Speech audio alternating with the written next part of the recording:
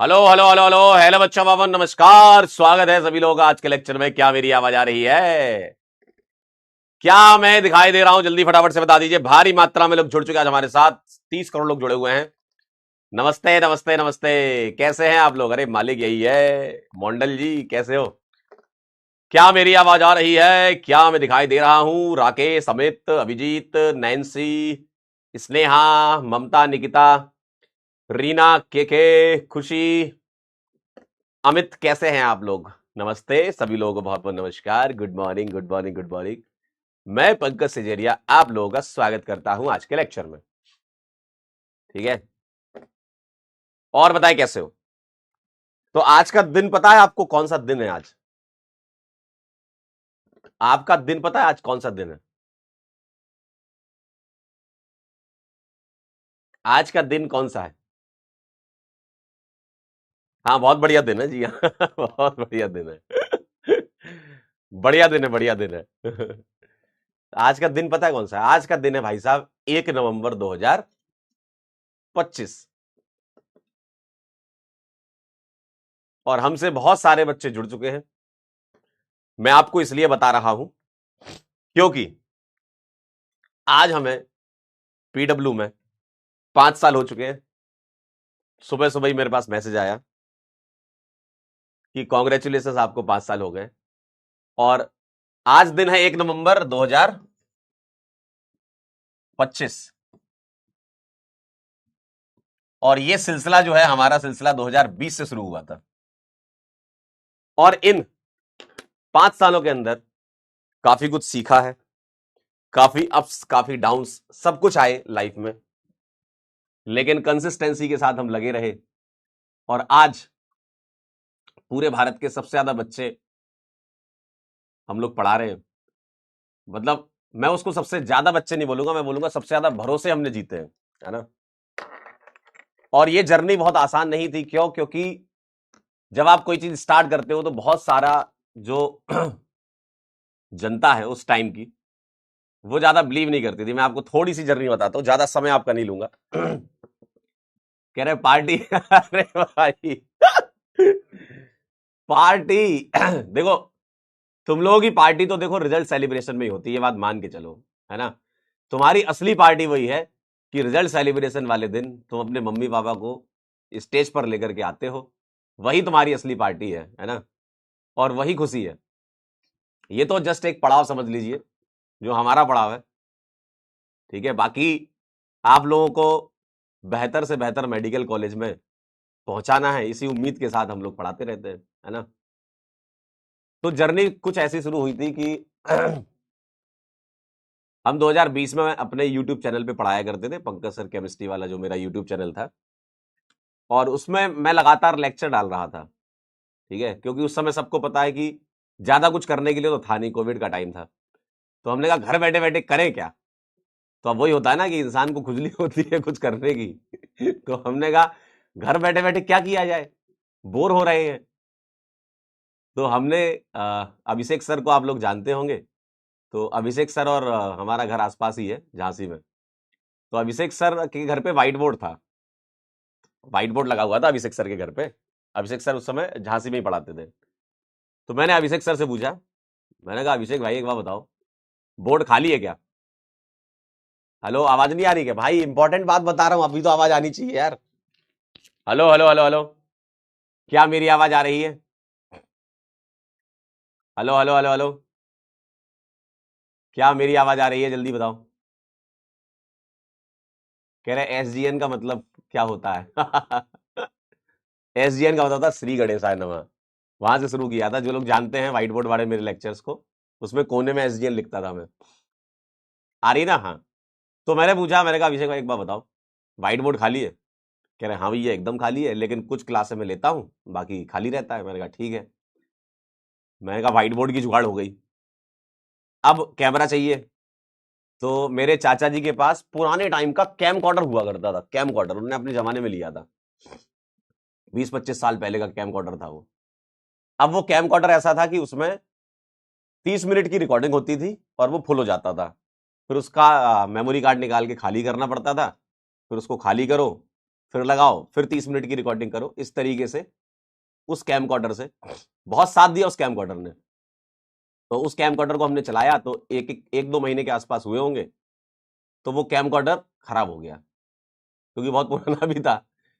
अब उससे रिकॉर्डिंग ही ना हो पाया। अब हमने कहा अब क्या किया जाए, अब कैसे रिकॉर्डिंग की जाए। तो वो कैमकॉर्डर जो है, अब वो खत्म, उसका काम हो गया था, जितना उसको देना था आउटपुट दे दिया था उसने। फिर हमने कहा एक काम करते हैं, कैसे किया जाए। तो हमने कहा फोन से शूट करते हैं। हमने कहा फोन किसका, मेरे पास तो अच्छा वाला कैमरे वाला फोन ना तब था ना अभी है। कैमरे वाला फोन तो अच्छा नहीं है मेरे पास अभी भी। ठीक है, मतलब अच्छी फोटो नहीं आती, फोन तो ठीक है मेरे पास। तो मैंने कहा क्या किया जाए। तो मेरे चाचा के लड़के के पास फोन था उस समय, क्या सोनी का। तो मैंने कहा लाओ भाई तुम अपना फोन दे दो और हम फोन लगाते हैं, स्टैंड पे लगाएंगे और चालू हो जाएंगे। तो हमने स्टैंड पे फोन लगा करके कुछ लेक्चर रिकॉर्ड करे। मैंने कहा यार ये तो काफी तकलीफ वाली बात है। मैं कहा बेचारे का फोन लगा रहता है, हम रिकॉर्ड करते हैं, उसका फोन है। तो फिर उसके बाद मैंने उस समय अपनी मैडम से बोला। मैंने कहा यार बड़ी दिक्कत होती है यार रिकॉर्ड करने में, और आंसू का फोन यूज करता हूं मैं, और बड़ी समस्या है, कैसे करें। तो मैडम ने कुछ बचा रखा था मसाला, सेविंग्स करते हैं ना। तो उन्होंने बोला एक काम करते हैं, मैं तुम्हें कैमरा दिला देती हूँ, तुम कैमरे से शूट करो। आप सोचो कितने सारे सपोर्ट लगते हैं एक इंसान को यहां तक पहुंचने में। आप अभी के पंकज सिजेरिया को देख रहे हो, 2020 के पंकज सिजेरिया अलग थे। उस समय बहुत समर्थन की जरूरत थी हमें, क्योंकि हमारे हाथ में कुछ था नहीं। तो मैडम ने बोला कि हम आपको कैमरा दिला देते हैं, आप शूट करो और बच्चों को रिकॉर्ड करके डालो लेक्चर। तो उन्होंने एक कैमरा मुझे दिलवाया। हाँ वही एफडी तोड़वाने वाली बात। यस, आप एकदम सही समझ गए। एफडी तोड़वाने वाली बात। जी हाँ, जो बचा के रखते हैं ना एफडी के लिए पैसा भविष्य के लिए। तो उन्होंने कहा कि चलो ठीक है, ये वैसे भी अपन शादी के बाद यूज करते कहीं ना कहीं। तो ये उस समय मेरी शादी नहीं हुई थी। तो उन्होंने दिया, मुझे बड़ा अच्छा लगा। मैंने कहा वाह यार बड़ी अच्छी लड़की है, सपोर्ट करती है। तो मैंने फिर कैमरा लिया, कैमरे से चालू किया, और वो सिलसिला जब चालू हुआ, धमाधम डेली मैं सुबह 11 बजे घुसता था अभिषेक सर के रूम में, जहाँ पे उन्होंने बोर्ड लगा रखा था। और अभिषेक सर ने भी काफी हेल्प की उसमें। अभिषेक सर ने उस समय अंडे की ट्रे आती थी, साउंड एब्जॉर्वर के तौर पे यूज होती थी। अब तो बहुत तामझाम आ गया, अब तो सब साउंड प्रूफिंग वाली अच्छी वाली सब लगी हुई है रूम में इसमें भी। लेकिन उस टाइम पे अंडे की ट्रे हम लोग चिपकाया करते थे, उसको चिपका करके कि साउंड ज्यादा आ रहा है। बच्चे ही कमेंट करते थे कि सर साउंड गूंज रहा है, आवाज ज्यादा आ रही है। तो फिर साउंड प्रूफिंग वाली अंडे की ट्रे लगाई, और फिर उसके बाद सिलसिला चालू किया। सुबह 11 से रात 11 तक अपन रिकॉर्ड करते थे, और 12 घंटे की रिकॉर्डिंग में सिर्फ और सिर्फ कंटेंट निकलता था मात्र 2 घंटे का। क्योंकि आराम आराम से रिकॉर्ड करते थे। उस कैमरे में भी ऐसा था कि 10 मिनट रिकॉर्ड करो और उसके बाद फिर रुक जाओ, फिर 10 मिनट रिकॉर्ड करो, ऐसे ऐसे चलता था वो। 10-10 मिनट की रिकॉर्डिंग होती थी उसमें, है ना। तो वैसा करके 10-10 मिनट रुकते थे। मतलब अब यही होता है ना, रिकॉर्डिंग जब करते हो ना, तो 10 मिनट रिकॉर्ड किया, फिर आराम से 5-10 मिनट रेस्ट कर रहे हैं, फिर 10 मिनट रिकॉर्ड करा। तो ऐसे कर करके वो 2-2.5 घंटे का कंटेंट निकलता था, वो मैं अपलोड करता था। लगातार ऐसे चलता रहा। मैंने 7-8 महीने के अंदर 250 लेक्चर अपलोड किए। मतलब मुझे खुद नहीं पता चला कि कब ये हो गया, 250 से ज्यादा लेक्चर अपलोड किए। अब जैसे ही वो लेक्चर जनता के पास गए, बच्चों को बहुत पसंद आया, आज भी आता है, उस समय भी आया, क्योंकि वो तसल्ली से बनाए हुए लेक्चर थे, है ना। बहुत तसल्ली से बनाए हुए लेक्चर थे वो वाले। अब प्रतीक सर की नजर पड़ी कि यार एक यूट्यूब चैनल है, पंकज सर है एक, और बढ़िया उनका कमेंट सेक्शन अच्छा चलता है, बच्चे तारीफ करते हैं। और उन्होंने कंटेंट वेरीफाई करवाया टीचर से कि यार कैसा पढ़ाते हैं। लोगों ने तारीफ की, बड़ा अच्छा लगा मुझे। लोगों ने बोला बहुत अच्छा पढ़ाते हैं ये। मुझे उतना भरोसा था नहीं पहले अपने ऊपर कि मैं ऑनलाइन में इतना पढ़ा सकता हूँ, है ना। वो तो धीमे धीमे सीख लिया सारा कि मैं ऑनलाइन में इतना पढ़ा, क्योंकि मैं अपन ऑफलाइन थे, 10 साल ऑफलाइन पढ़ा रखा था अपन ने। तो उसके बाद अपन चले, आगे बढ़े। प्रतीक सर ने बुलाया कि सर आप डेमो रिकॉर्ड कर दो, देखते हैं, फिर हमें ज़रूरत है। हम लोग एक स्टार्ट कर रहे हैं, और फिजिक्स वाला के नाम से स्टार्ट कर रहे हैं। फिर उन्होंने पूछा कि आपने पढ़ाई कहाँ से करी है। मैंने कहा मैंने एचबीटीआई कानपुर से बीटेक किया हुआ है। कह रहे क्या बात कर रहे हो सर, सर अलग सर भी एचबीटीआई से ही है। मैंने कहा हाँ कॉलेज में नाम सुना था, लेकिन बहुत मुलाकात हो नहीं पाई थी, क्योंकि अलग सर फर्स्ट ईयर में थे, मैं फाइनल ईयर में था, और फर्स्ट ईयर फाइनल ईयर का अंतर थोड़ा ज़्यादा रहता है।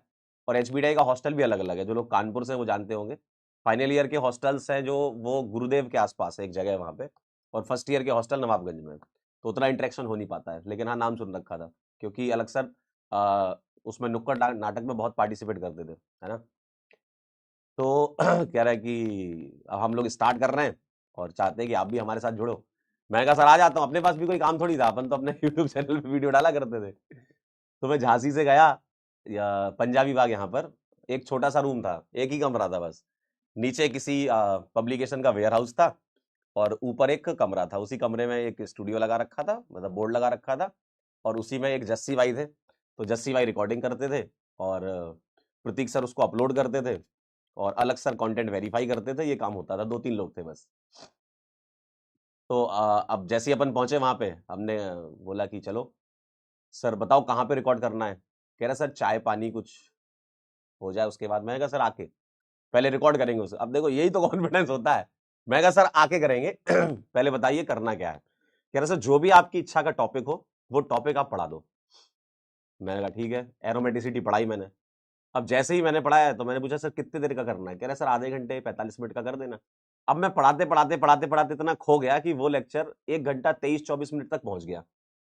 अब बाहर ये लोग बैठे, बाहर से कह रहे हैं कि यार ये कौन मास्टर है जो लगातार पढ़ाई जा रहा है, इसको तो हमने आधे घंटे का बोला था। लोग तो डेमो में ही करते ना। मैंने कहा सर टॉपिक कंप्लीट नहीं हो रहा था, जब तक कंप्लीट नहीं हो जाए तो अच्छा भी नहीं लगता। मैंने कहा पूरा फुल टॉपिक पढ़ाया मैंने एरोमेटिसिटी, और इनको इतना पसंद आया वो as it is demo lecture आज भी यूट्यूब चैनल पे डला हुआ है अलग सर के, एज इट इज वही वाला।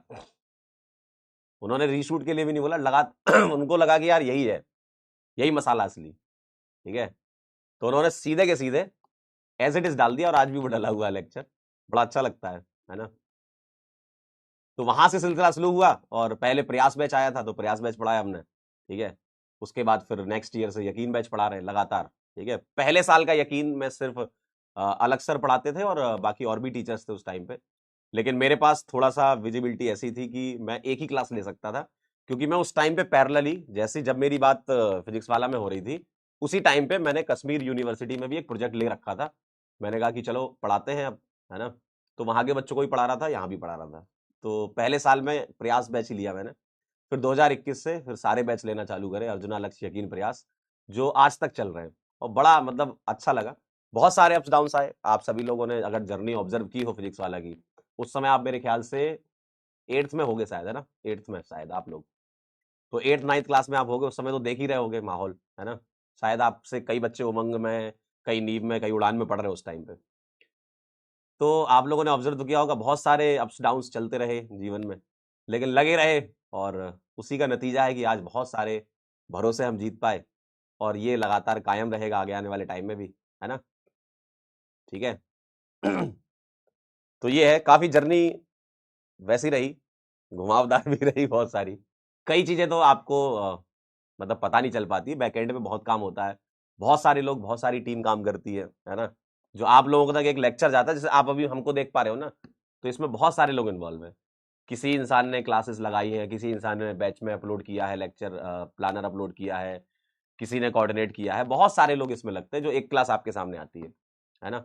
हम लोगों को तो आप देखते हो सामने, लेकिन हमारे पीछे जो बैक एंड पे बहुत सारे लोग हैं, बहुत मेहनत की है लोगों ने, है ना, और यहाँ तक पहुंचे हैं। तो पूरी टीम का ही एफर्ट है जो यहाँ तक आए हैं। देखो ये सब चीजें एक अकेले इंसान की बस की बात नहीं होती। अगर मेरे से बोलो कि मैं अपनी क्लास खुद से लगा करके खुद से सब अपलोड कर दूं, तो मुझे कई चीजें टेक्निकल तो पता ही नहीं है ना भाई। कई बार अगर आवाज नहीं आती है तो मुझे नहीं पता ना कैसे किया जाता है, तो उसके लिए भी टीम है एक, कि भाई आवाज सही करनी है ना। मतलब सब लोग मेहनत करते हैं बैक एंड पे, ठीक। कह रहा है मामी से मिलवाओ। मिलवाएंगे कभी समय आएगा तो, ठीक है। और अब 5 साल हो चुके हैं, काफी अच्छा लग रहा है, ठीक है। और एक होता है ना कि एक इंसान से आप क्या उम्मीद करोगे कि भाई जीवन में क्या चाहिए। मैंने भाई जीवन में सब कुछ कर लिया, सही बता, अगर मैं अपने लेवल पे सोचूं, अब ऐसे तो सोचने को तो बहुत सारी चीजें हैं कि हेलीकॉप्टर ले लो, प्लेन ले लो, है ना, लेकिन एक ऑप्टिमम, मतलब जिस जगह से हम आए हैं, है ना, झांसी के पास में गांव है रानीपुर, तो एक गांव से निकल करके यहाँ तक पहुंचे हैं, ये अपने आप में बहुत बड़ी बात है ना। और इसमें बहुत सारे लोगों ने सपोर्ट किया है, एक अकेला इंसान कभी कुछ नहीं कर सकता। एक देखो क्या होता है, आपको हमेशा तैयार रहना होता है, ठीक है। जब आप प्रिपरेशन अपनी अच्छी रखते हो, तैयारी रखते हो, ठीक है, अपॉर्चुनिटी आपके सामने हमेशा आती है, और जब वो दोनों मिल जाती हैं तो ऊपर वाला आपके जो है वो बोलते हैं ना कि लक साथ दे गया आपका, तो वही होता है ना, तो वही होता है, समझे। तो इसलिए हमेशा तैयार रहो आप, जैसे आप लोग अभी पेपर देने जाओगे तो आप तैयार रहो, जैसे ही मान लो आपकी अपॉर्चुनिटी मिल गई, मतलब आपको वो क्वेश्चन दिख गए वहां पे जो आप पढ़ के आए थे, है ना, अच्छे से तैयारी करके जाओगे तो सभी दिखेंगे, और उसको आप अच्छे से क्रैक करोगे तो आपका सिलेक्शन हो जाएगा, है ना। तो आपको हमेशा तैयार रहना चाहिए, ऑलवेज रेडी रहो, ठीक है। और ऑलवेज रेडी कैसे रहते हैं, वो कौन डिसाइड करता है, वो आपका एटीट्यूड डिसाइड करता है, कि आप हमेशा दिमाग से तो एकदम संतुलित रहें, और दिमाग से हमेशा आप चीजों को ऑब्जर्व करते रहें। अगर आप एक बेटर ऑब्जर्वर हैं तो आप बेटर गेनर भी है, फिर आपको ऊपर वाला बहुत कुछ देगा, है ना। और कई बार हम सोचते हैं ना कि यार भगवान हमारे साथ ये कर रहा है, भगवान हमारे साथ वो कर रहा है, कई बार हमें लगता है ना कि ऊपर वाला जो है वो सही नहीं कर रहा है हमारे साथ, कई बार ऐसा लाइफ में कुछ चीजें आती है ना। तो मैं सही बताऊं ना, भगवान ऐसे काम नहीं करता है। भगवान ऐसे काम करता है कि आप किसी के लिए भगवान हो, ठीक है, तो आप कैसे काम कर रहे हो लोगों के लिए, वैसे ही आपका भगवान आपके लिए काम करता है। जैसे आपके साथ जो जुड़े हुए लोग हैं, आपका जो परिवार है, या आपके कुछ स्पेशल दोस्त होते हैं, दो चार ही होते हैं, ठीक है, या आपके आपसे किसी की कनेक्टिविटी है, आप उसके साथ कैसा बिहेव कर रहे हो, आप उसके साथ कैसी बात कर रहे हो, वैसा ही भगवान आपके साथ करेगा, है ना। तो मुझे तो मतलब भगवान ने बहुत कुछ दिया ऊपर वाले ने, है ना, क्योंकि मैं हमेशा यही चाहता हूं कि मेरे साथ तो ये काम करी है चीजें, इसलिए मैं आपको बता रहा हूं, है ना, मेरे साथ ये वर्क किया है कि मैं लोगों के साथ अच्छा करता हूं तो मेरे साथ अच्छा होता है ना। तो ये भी आपके साथ होगा, आप भी अच्छे इंसान बनिए और अच्छा करिए, सब अच्छा होगा, ठीक है। चलें स्टार्ट करें फिर।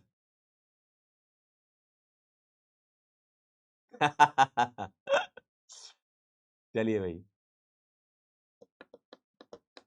कह रहा लव मैरिज की कहानी सुना दो, अरे बहुत लंबी कहानी है, पूरी क्लास निकल जाएगी यार, सही बताऊं। पूरी पूरी क्लास निकल जाएगी। और आप लोगों को बताते हुए मुझे बहुत खुशी महसूस हो रही है ना, बहुत खुशी महसूस हो रही है। काफी समय से हम काम कर रहे थे इस पे, और बहुत सारे बच्चों ने इसमें सपोर्ट किया है इस किताब के लिए, है ना। उन सभी बच्चों का बहुत बहुत धन्यवाद करना चाहता हूं मैं, है ना। आप ही लोगों में से काफी लोगों ने बहुत अच्छे अच्छे सजेशन भी दिए, मैंने इंस्टाग्राम पे पूछे थे आपसे, ठीक है। तो टीम ने ये डिसाइड किया है, कुछ बच्चों की मदद से ही बना है ये, है ना। तो मैकेनिज्म मंत्रा हम लॉन्च कर रहे हैं और ये बहुत जल्दी आपके पास आएगी, अभी तो मैं सिर्फ आपको कवर रिवील कर रहा हूं। इसमें रिएक्शन मैकेनिज्म्स मिलती हैं, इसमें नेम रिएक्शन होते हैं, उसमें रिएजेंट्स डले हैं, है ना। और ये एक्चुअल में जो किताब है ये इसलिए बनाई गई है कि ऑर्गेनिक में जो बच्चों का स्ट्रगल होता है ना, मैकेनिज्म्स टाइप से जो स्ट्रगल होता है कि कौन कहां अटैक करता है, कैसे रिएक्शंस होती है, तो ये बहुत ही अच्छे पिक्चराइजेशन के तौर पे दिखाया गया है इसके अंदर। आप जब ये देखेंगे तो आपको अच्छा लगेगा, है ना। कुछ चीजों की पीडीएफ मैं डाल दूंगा जो आपके काम की रहेंगी, है ना। तो ये एक बुक आपके सामने आज, क्योंकि 5 साल हमारे हो गए तो 5 साल के उपलक्ष्य में ऐसा है। तो ये कवर सिर्फ रिवील है, अभी बुक लॉन्च नहीं हुई है, बुक लॉन्च में 5 या 6 तारीख के आसपास करूंगा, है ना। मैंने कहा यार आज अच्छा दिन है तो आज बच्चों को तो कर ही देते हैं, ठीक है। कह रहा आपको गुस्सा नहीं आता है, बेटा मैं आपको सही बताऊं, एक टाइम पे मुझे बहुत गुस्सा आता था, और एक लाइफ का ऐसा इंसिडेंस हुआ कि उसके बाद से मुझे गुस्सा आना बंद हो गया। वो इंसिडेंस भी चलो बता ही देता हूं, कभी बताया नहीं मैंने कहीं भी। बात है ये भोपाल की, भोपाल में एक इंस्टीट्यूट था, वहां मैं पढ़ाया करता था। 2014 की बात है, ठीक है, 2014 की बात बता रहा हूं मैं आपको, 2014 की। और उस समय काफी यंग थे अपन, 2014 में 4-5 साल ही हुए थे पढ़ाते हुए। तो मुझे लगा कि यार मैं कोई चीज समझा रहा हूं तो बच्चे को समझ में कैसे नहीं आ रही है। ऐसा होता है ना, कई बार होता है। बहुत एफर्ट डालते हैं, काफी बच्चों को समझ में आती, काफी बच्चों को नहीं आती, क्योंकि देखो हर एक बच्चे का स्टेट ऑफ माइंड अलग अलग है ना। कोई चीजों को जल्दी एब्जॉर्ब कर लेता है, कोई चीजों को स्लोली एब्जॉर्ब करता है, लेकिन कर लेता है समय के साथ। लेकिन एज अ टीचर हमको लगता था, और ऑफलाइन में 50-60-70 बच्चे बैठते थे, हमको लग रहा है इतनी एफर्ट से मैं समझा रहा हूं, और इतने सारे बच्चों को समझा रहा हूं, और बहुत सारे बच्चों को समझ में आ गया, 70-80% बच्चों को समझ में आ रहा है। अब कुछ बच्चों को समझ में नहीं आ रहा है। अब होता क्या था, ऑफलाइन में कुछ होता ही ऐसा, ठीक है, कुछ बच्चे पीछे के साइड बैठ के हंसी मजाक भी करते हैं, कई बार ऐसा होता है, तो आपको उनको थोड़ा सा कंट्रोल करके भी रखना होता है एज अ टीचर, कि भाई थोड़ा आराम से। तो एक बच्चा उसमें ना बहुत बदतमीजी टाइप से समझ लो वैसा कर रहा था, लेकिन अब वो एज ऐसी होती है, उनको लगता है कि नहीं हम टीचर के मजे ले लेंगे, लेकिन उनको ये नहीं पता कि टीचर उनसे ज्यादा मजे लेके बैठा हुआ जीवन में। तो ऐसे ही हुआ। तो एक बच्चा था, मैंने कहा कि यार थोड़ा शांत रहो, बाकी बच्चों को समझने दो, तुमको नहीं पढ़ना है तो तुम चले जाओ, है ना, अगर तुम्हारी इच्छा है कि तुमको नहीं पढ़ना है तुम जाइए, है ना। अब वो नहीं मान रहा था, कह रहा सर नहीं नहीं मैं क्लास में बैठूंगा। फिर होता है, टीचर की आदत होती है कि भाई हमने कहा चल फिर एक सवाल करके दिखा। तो हमने एक सवाल दिया उसको, फिजिकल केमिस्ट्री पढ़ा रहे थे हम उस टाइम पे, कुछ एटॉमिक स्ट्रक्चर चल रहा था। तो मैंने उसको कुछ सवाल दिया, वो नहीं कर पाया। मैंने कहा यही मौका है मैंने कहा यही मौका है मैंने कहा इधर आ। अब जैसे ही वो चलते हुए आ रहा था, अब मेरे अंदर तो बहुत गुस्सा भरा हुआ था उस टाइम पे, जैसे ही वो चलते हुए आ रहा था मैंने उसको एक जोरदार थप्पड़ मारा। मैंने उसको बहुत जोर का थप्पड़ मारा और मेरी सारी उंगलियां उसके गाल पे छप गई। मैं कहा निकल यहां से। अब जब ये कांड हुआ तो जो उस समय के कोचिंग के डायरेक्टर थे उन्होंने बुलाया, कह रहे यार पंकज ऐसे कैसे चलेगा। फिर उन्होंने मुझे बिठा के समझाया, कह रहे टीचिंग का मतलब ये नहीं होता कि किसी को डांट के किसी को मार करके तुम समझाओ, ठीक है, अगर ऐसा होता तो डेली मेरे से बहुत सारे बच्चे पिट रहे होते। कह रहे मुझे भी, क्योंकि वो काफी सीनियर थे, उनको मतलब 15-20 साल हो गए थे पढ़ाते उस टाइम पे। तो उन्होंने बोला कि अगर टीचिंग करनी है और अच्छे से पढ़ाना है, और देखो टीचिंग क्या स्टेट ऑफ माइंड है, कि आपका दिमाग अगर संतुलित अवस्था में रहेगा तो आप बहुत अच्छा परफॉर्म करोगे क्लास के अंदर, बच्चों को समझ में आएगा। लेकिन अगर तुम गुस्सा होके, तुम्हारा ध्यान तो सारा वही है, अब जो पढ़ाना था तुमने वो भी नहीं पढ़ाया और पूरी क्लास भी डिस्टर्ब हो गई, दहशत का माहौल हो गया। तो उन्होंने बोला कि हमेशा ध्यान रखो ये चीज, ठीक है गुस्सा इंसान है तो गुस्सा आएगा, ऐसा नहीं है कि मुझे गुस्सा नहीं आता है। आपकी इतने दिनों से क्लास चल रही है, कई बार गुस्सा आया मुझे, लेकिन आपको पता चला, यही चीज डेवलप की है over the period of time, इसे ही तो एक्सपीरियंस कहते हैं। तो उसके बाद उन्होंने बोला कि अगर तुमको सच में एक बेहतरीन टीचर खुद के लिए बनना है तो गुस्से को कंट्रोल करो और उसको यूज करो अपने टीचिंग में, गुस्से को कंट्रोल करके उसको अपनी टीचिंग में यूज करो। और वो दिन है और आज का दिन है, उनकी जो बात मुझे समझ में आया। और मुझे शाम को जब मैं बैठा घर पे तो मुझे बुरा लगा कि यार मारा मैंने बच्चे को, मतलब वो होता है ना, एक अंदर से ही रहता है कि यार नहीं मारना चाहिए था, थोड़ा समझा देता या उसको बाहर ही निकाल देता तो काम हो जाता। तो वो दिन और आज का दिन है, क्लास के अंदर रेयरली ही आपने देखा हो कभी, है ना। और वैसा वाला गुस्सा तो खैर अब नहीं आता है क्योंकि अब एक होता है ना, एक मेच्योरिटी भी आ चुकी है कि यार आप अगर जितना चीजों को टाइट पकड़ने की कोशिश करोगे ना उतना फिसलेगी। टीचिंग क्या है, आर्ट है, और वो आर्ट क्या है, एक रेत को तुम्हें अपने मुट्ठी में उठाना है। आपको रेत को मुट्ठी में उठाना है, जितना मुट्ठी में टाइट पकड़ूंगा उतना रेत मेरे हाथ से लूज हो जाएगी। ये उन्होंने मुझे सिखाया कि आप ये मत ट्राई करो कि मैं सारे बच्चे ही पढ़ा दूं, दुनिया के सारे बच्चे मुझसे ही पढ़ने चाहिए। भाई देखो, जो जिसकी आपसे फ्रीक्वेंसी मैच करेगी वो आपसे पढ़ेगा, जिसकी नहीं मैच करेगी वो किसी और से पढ़ेगा। आप अगर ये सोचो कि मेरे से ही सारे बच्चे पढ़ने चाहिए तो आप फिर कुछ ना कुछ चीजें जीवन में लूज कर दोगे, क्योंकि आप फिर उस तरीके से एफर्ट डालोगे और आप जितना चीजें टाइट पकड़ने की कोशिश करोगे उतना छूटेगी वो, है ना। तो ये होता है। तो वो दिन है और आज का दिन है, मतलब ऐसा कुछ बहुत भयंकर वाला गुस्सा तो नहीं आया है ना। काफी अच्छा लगा, ये सफर बहुत अच्छा रहा। ठीक कह रहा बुड्ढे हो गए हो, भाई उम्र तो निकलेगी ना अभी तुम्हारी भी एज आएगी, सबकी एज आती भाई जो आया है वो जाएगा, यहां कोई परमानेंट नहीं है, आओ जाओ यही खेल है। ठीक है, चलें शुरू करें फिर। आइए जरा आज का सिलसिला शुरू करते हैं, काफी कहानी हो गई क्योंकि दिन ही ऐसा था। और मैं कुछ पीडीएफ इस चैनल पे डालूंगा तो आप देख लीजिएगा, है ना, इस वाले मैकेनिज्म मंत्रा की कुछ पीडीएफ आपके लिए डाल दूंगा यहाँ पे। ठीक है, चलिए आज का टॉपिक हम क्या कवर करने वाले हैं, ज्योमेट्रिकल आइसोमेरिज्म देखेंगे और इसमें एग्जीबिशन की बातें करेंगे हम, कि ज्योमेट्रिकल आइसोमेरिज्म कैसे एग्जिबिट होता है ना।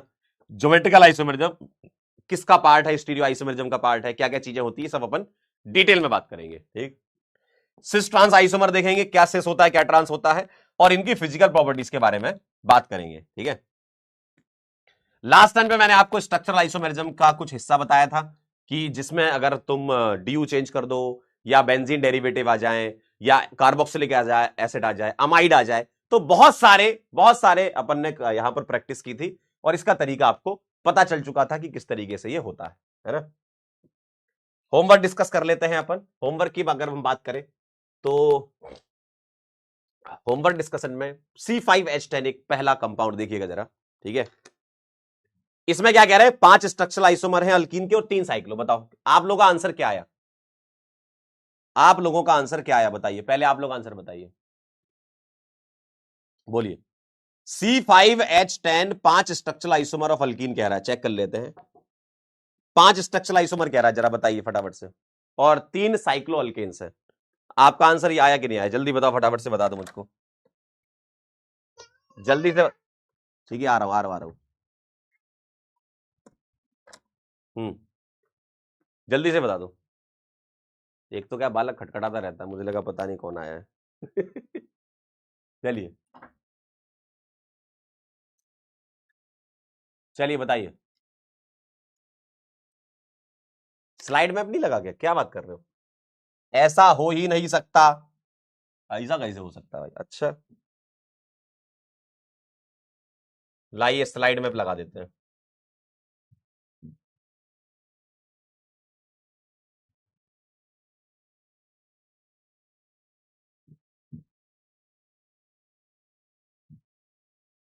चलिए चेक कर लीजिए जरा, चेक कर लीजिए। चलिए फटाफट से अब मुझे बता दीजिए आप, तुरंत से पहले क्या आ रहा है इसका आंसर। C5H10 में 5 स्ट्रक्चरल आइसोमर कह रहे हैं, आओ तो 1 2 3 4 5। एक बॉन्ड में यहां लगा सकता हूं, पाई बॉन्ड चेक कर लो जरा, और दूसरा पाई बॉन्ड में यहां लगा सकता हूं, देखिए जरा। तो 5 की चेन में 2 पाई बॉन्ड यहां पे लग जाएंगे। अब मुझे बताओ, अगर मुझे 4 की चेन करनी है तो 4 की चेन ऐसे किया करते थे। अब पाई कहां लगा दोगे, इधर इधर और इधर, ठीक, ये लग जाएगा। 3 की चेन में आएगा नहीं, क्यों नहीं आएगा, क्योंकि 5 बॉन्ड हो जाएंगे इसके, अगर तुम 3 की चेन में पाई सोचते हो तो ऐसा तो नहीं हो सकता है ना। तो इसका मतलब है कि यहां पर मेरे पास 1 और 1 2 तो ये बन गई, और 3 4 5 आपको बनेंगे।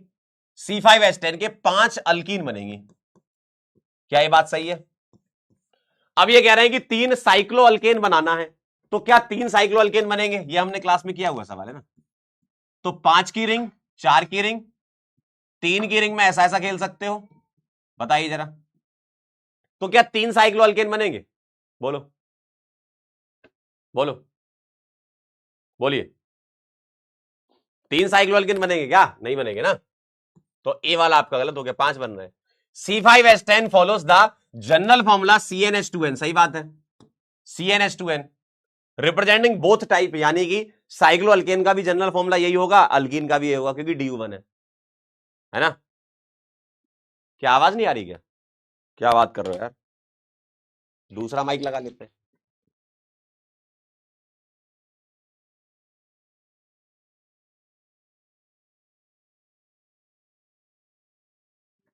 चलिए देखिए जरा, तो C5H10 जो है वो CnH2n जनरल फॉर्मूला रख रहा है, यानी कि रीजन आपका सही है, डी आंसर आ रहा है। चेक कर ले जरा, क्या आप लोग आंसर डी आ रहा है क्या, चेक कर लीजिए, क्या आप लोग आंसर डी आ रहा है क्या,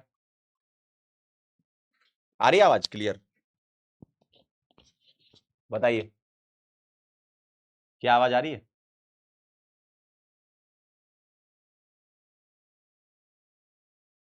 वेरी गुड।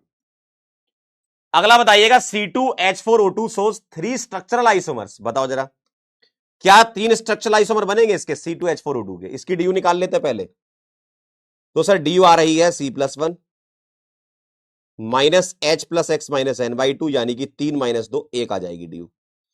एक डी का मतलब एक पाई बॉन्ड आपका मिलेगा। अब ये कह रहे हैं कि भाई साहब 2 कार्बन में, देखो 2 कार्बन की रिंग तो बनेगी नहीं है ना, तो मैं ऐसा सोच सकता हूं क्या कि 3 स्ट्रक्चरल आइसोमर बनाना है, और अगर मैं रीजन देखूं तो कार्बोक्सिलिक एसिड, एस्टर और हाइड्रोक्सी एल्डिहाइड, एक बार चेक कर लेते हैं ये, है ना। तो अगर मैं 2 कार्बन का कार्बोक्सिलिक एसिड लेना चाहूं तो CH3COH हो सकता है एक, C2H4O2, क्या मैं इसका एस्टर बना सकता हूं? एच लेफ्ट साइड कर दो, एस्टर में एच हो सकता है लेफ्ट साइड, कोई दिक्कत नहीं। राइट साइड जो है सीओ के साथ आर लगा दिया। क्या ये मॉलिक्यूलर फॉर्मूला मैच कर रहा है?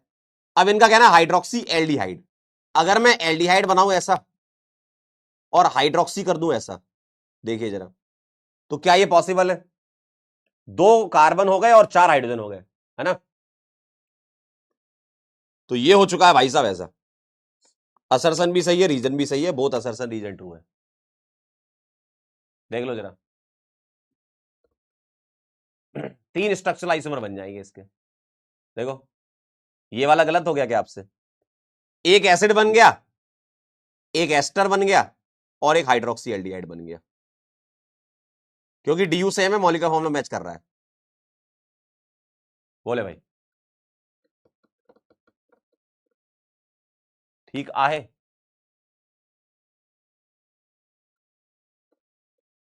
ठीक है।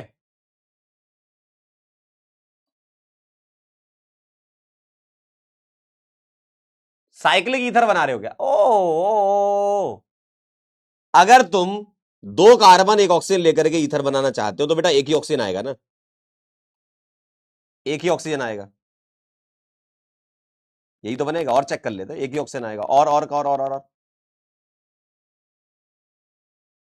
और अगर तुम एस्टर लगाना चाहते हो तो पाई बॉन्ड आएगा ना, मतलब DU2 हो जाएगी। डाईऑल, 2 कार्बन के साथ डाईऑल, ऐसा कह रहे हो क्या? डाईऑल, डाईऑल ऐसा कह रहे हो? बेटा डाईऑल में दिक्कत यह है कि एक्चुअल में डाईऑल जो होगा वो आपका इस फॉर्म में एग्जिस्ट करेगा ना, CH2CHO। और इसका जैसे टॉटोमर का भी आता है ना, तो टॉटोमर को अलग आइसोमर थोड़ी मानते हैं अपन। टॉटोमर तो इंटर कन्वर्टेबल होते हैं ना। अगर आप ये सोचते हो कि मैं इन डायल बना दूं तो टॉटोमर तो इंटर कन्वर्टेबल है भाई। इसका जो टॉटोमर है उसको तुम नंबर ऑफ आइसोमर में काउंट मत कर लेना, है ना।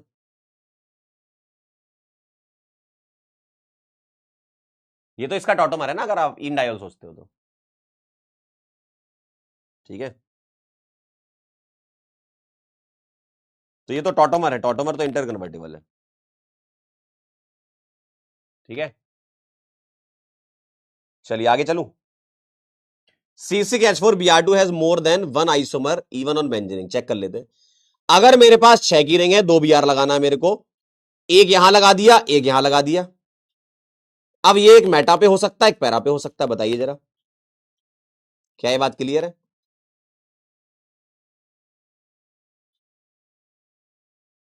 क्या ये बात क्लियर है? बहुत बढ़िया।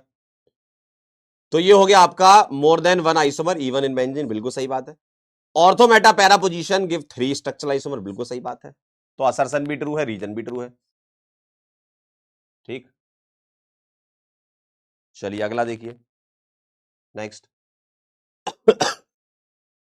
How many acids and ester are possible for the compound with molecular formula C4H8O2? C4H8O2 check करना, ठीक है।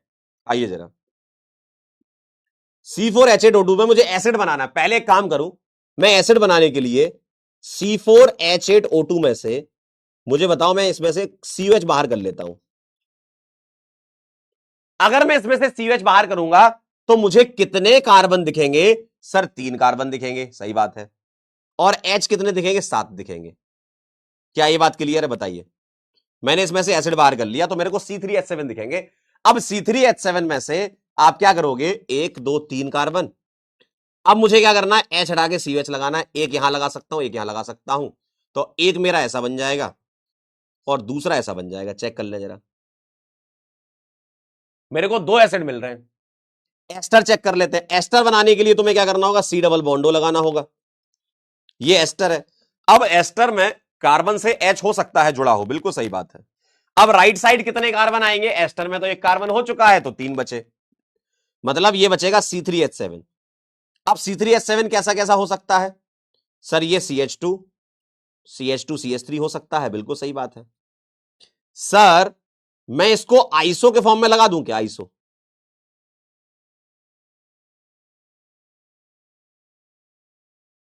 आइसो के फॉर्म में लगा दूं, आइसो के फॉर्म में, ठीक। मैं ऐसा भी कर सकता हूं कि लेफ्ट साइड में एक कार्बन ले लूं। अब मेरे को राइट साइड कितने कार्बन मिल रहे हैं? 2, क्योंकि टोटल तो 4 ही कार्बन है भाई। राइट साइड से एक कार्बन उधर भेज दिया, ठीक। अगला देखें जरा, क्या मैं ऐसा कर सकता हूं क्या, CH3 CH2 कर दूं और C डबल बॉन्ड हो और OCH3 कर दूं? बताइए जरा।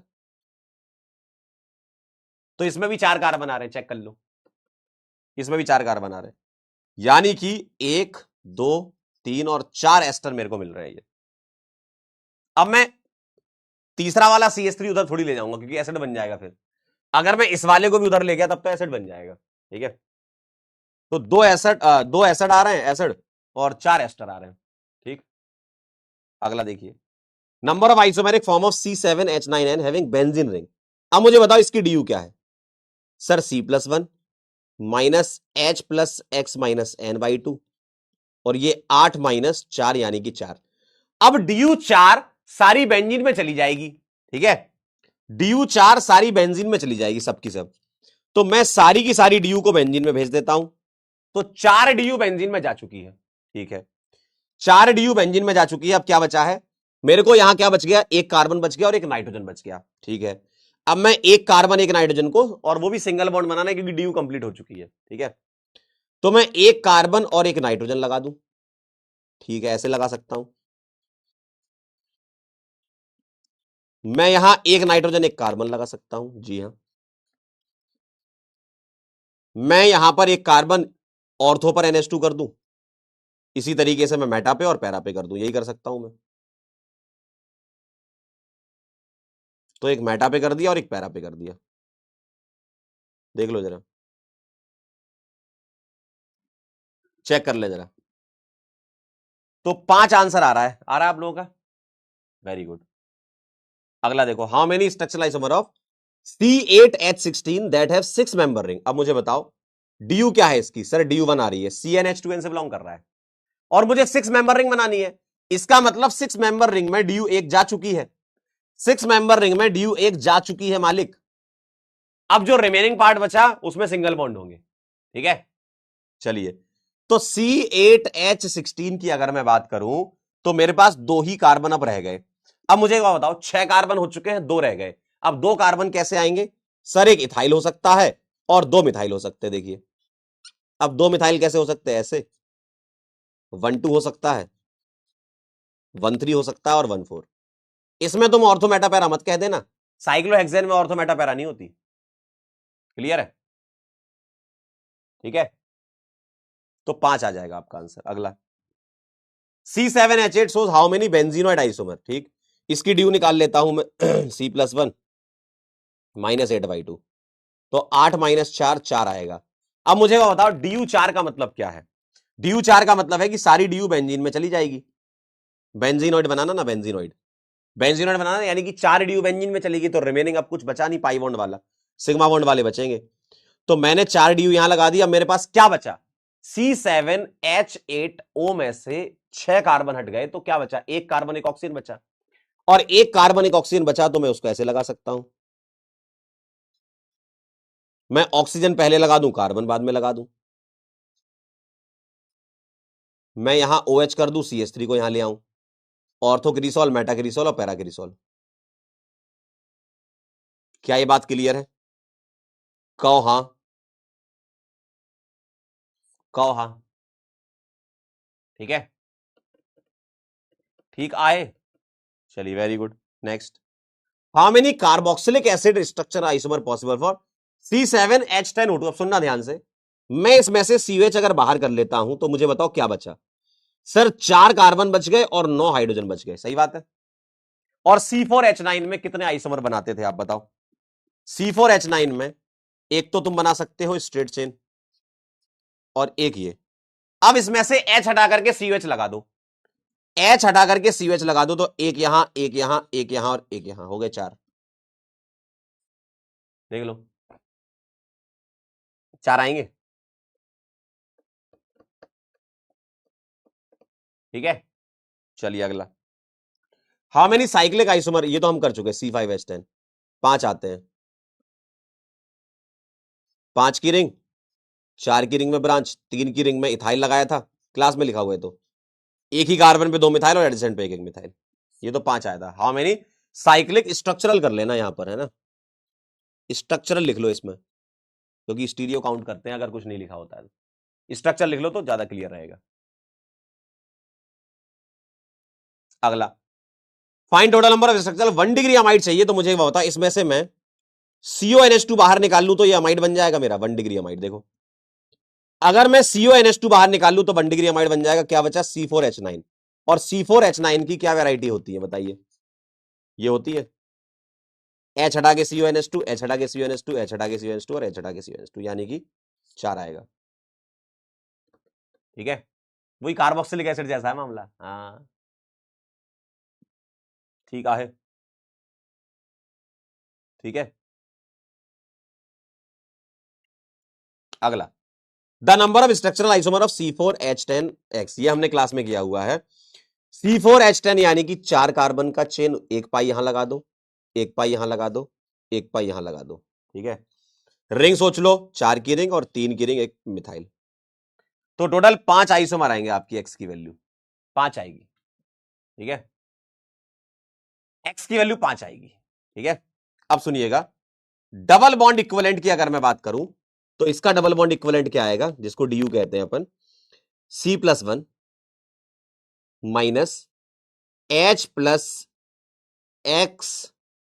Minus N/2। देखो ये लिख सकता हूं, ये लिख सकता हूं मैं, तो 2 और 1 3 से ये 3 कट गया, 60 + 2 62/2 31 और 36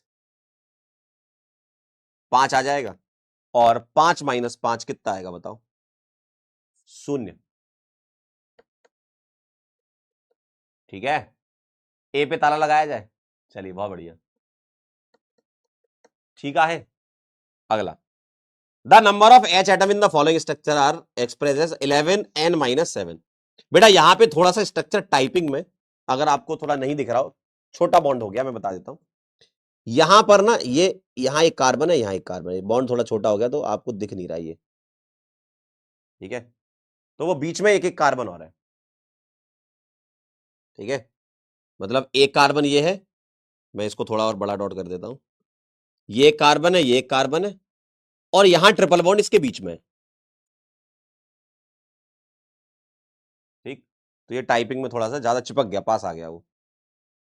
तो H एटम काउंट कर रहा हूं, ध्यान से देखिएगा, 3 3 6 1 7 1 8 10 12 13 14 15 16 17 18 19 20 21 22 23 24 25 26 27 28 29 30 31 32 32 हो गए ना, यहां पर आएगा 33 34, ट्रिपल बॉन्ड में तो होंगे नहीं, है ना, 35 36 37 38 39 40 41 42 43 44 45 और 46 47 48, है ना, तो 11n - 7 इज इक्वल टू 48, तो 11n इज 55, n इज 5। ठीक है, n is 5। The number of cyclic structural isomer of CnH2n, मतलब C5H10, और ये अभी अपन ने पीछे लिखे, साइक्लिक कितने आए थे, C5H10 के साइक्लिक पीछे लिख के आए हो, बताओ। C5H10 के साइक्लिक 5 की रिंग, 4 की रिंग एक ब्रांच, 3 की रिंग में एक इथाइल, 2 मिथाइल, एक कार्बन पे और अलग अलग पे, 5 आएगा।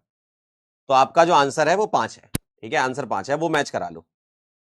एन की वैल्यू तुम्हें पता है, तो यहां निकालेंगे 3 × 5 - 8, क्या ये 5 आ रहा है, नहीं, 2 × 5 - 4, ये भी नहीं है, 2 × 5 - 5, है ना, तो 10 - 5 5 आ जाएगा।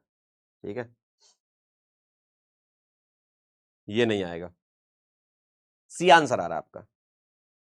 ये वाला क्वेश्चन देख लेना एक बार, हो सकता है कि वो आपको ट्रिपल बॉन्ड चिपका देखे, वो टाइप नहीं हो पाए, तो थोड़ा दूर कर लेना उसको। ठीक है, चलिए अगला, प्रीवियस चैप्टर का रिवीजन वाला मैंने सवाल दिया था, find the sum of sigma bond, number of pi bond and DU. ठीक है, पाई बॉन्ड तो चमकते हुए दिख जाएंगे आपको, 1 2 3 4 5 पाई बॉन्ड आ गए, 5 पाई बॉन्ड आ गए। प्लस डी यू देख लो जरा, 5 पाएगी तो 5 डी यू हो गई, और 2 रिंग हो गई तो 7 आ गया। देखिए डिग्री ऑफ अनसैचुरेशन। अब सिग्मा काउंट कर लें, आओ जरा कर लेते हैं। सर यहां पर एक एच होगा, यहां एक एच होगा, यहां एक एच होगा और यहां एक एच होगा, बाकी कहीं एच नहीं है। ठीक है, एन पे तो एच दिखाई रखा ऑलरेडी, तो सिग्मा वन काउंट करने तो एक एच वाला ये हो गया, 1 2 3 4 5 6 7 और 6 13, 13 ये हो गए, 14 15 16 17, चेक कर लो। ठीक है, 7 और 7 हो गए 14, 24 और 5 29 आ गया आंसर, 29 29 29 आएगा, 25 थोड़ी आएगा साक्षी बेटा, 17 नहीं, अच्छा 17 सिग्मा बता रहा, टोटल 29 आएगा। आईयूपीएसी नेम बताना है, नंबरिंग सोच लेते हैं कहां से करेंगे। तो डबल बॉन्ड जहां से काउंट हो रहा हो, ठीक है, डबल बॉन्ड देख लो, और 2 डबल बॉन्ड रिंग में आ रहे हैं, और ये जो रिंग के बाहर ये तो चेन कहलाएगी, तो इसको कम नंबर मिलना चाहिए, तो मैं यहां से नंबरिंग करना पसंद करूंगा, देखो, ताकि मेरे को 5 नंबर मिले। अगर तुम दूसरे वाले डबल बॉन्ड से करते हो तो 6 नंबर मिलता। ठीक है, तो 5 पर ये लगा, इसको क्या बोलोगे, इथिनाइल, 5 इथिनाइल और हेक्सा साइक्लोहेक्सा 1,3 डाइन, बी आ जाएगा। ठीक है, चलिए पीवाईक्यू में देखिए जरा, total number of structural isomer possible for the substituted benzene derivative. मैंने आपको इसका एक बहुत बढ़िया तरीका बताया था, अब देखो जरा इसको अप्लाई कैसे करना है, देखना।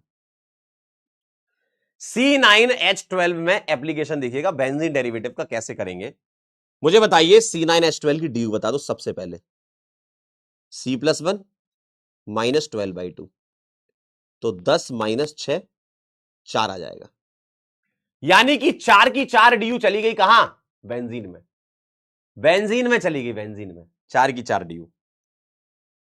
अब मुझे क्या बताओ, 6 कार्बन हो गए, टोटल कितने हैं, टोटल कितने हैं, टोटल कितने हैं, 9 है टोटल। अब सुनना जरा, 6 कार्बन हो गए, 9 टोटल थे, कितने बचे बताओ, बताओ कितने बचे बोलो,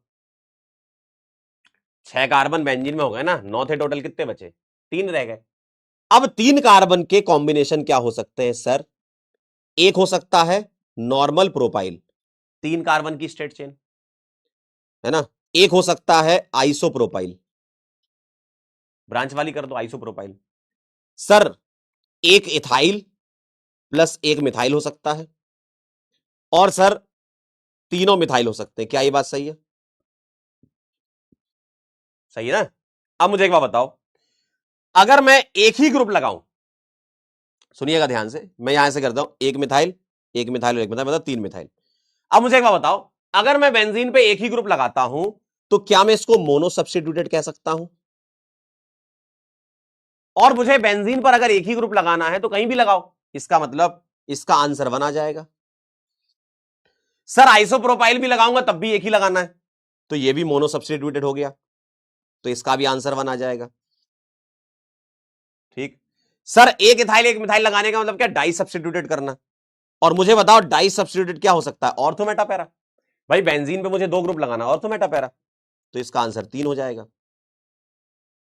और ये है ट्राई सब्स्टिट्यूटेड में सेम है, ट्राई सब्स्टिट्यूटेड, और ये आइडेंटिकल है, और आइडेंटिकल में भी 3 आता था, याद करो लास्ट टाइम पे किया था, तो टोटल 8 आ जाएगा आंसर। मैं इसको ऐसे लिख के समझा देता हूं आपको, देखना, C6H5 नॉर्मल प्रोपाइल, बताओ इसके आइसोमर कितने हैं, ये इस टाइप से तुमने कर रखा था क्लास में लास्ट टाइम पे, बताओ इसके आइसोमर कितने हैं, C6H4 ETME, बताइए, C6H3 MEME, तो ये XXX वाला पार्ट हो गया, देखो ये कर रखे थे ना तुमने लास्ट टाइम पे, देखो, तो इसका एक आया था, इसका एक, डाई सब्स्टिट्यूटेड है 3, और XXX इसके भी 3, समझे, अच्छा सवाल था, काफी कुछ चीजें इसमें पूछ ली गई हैं आपसे।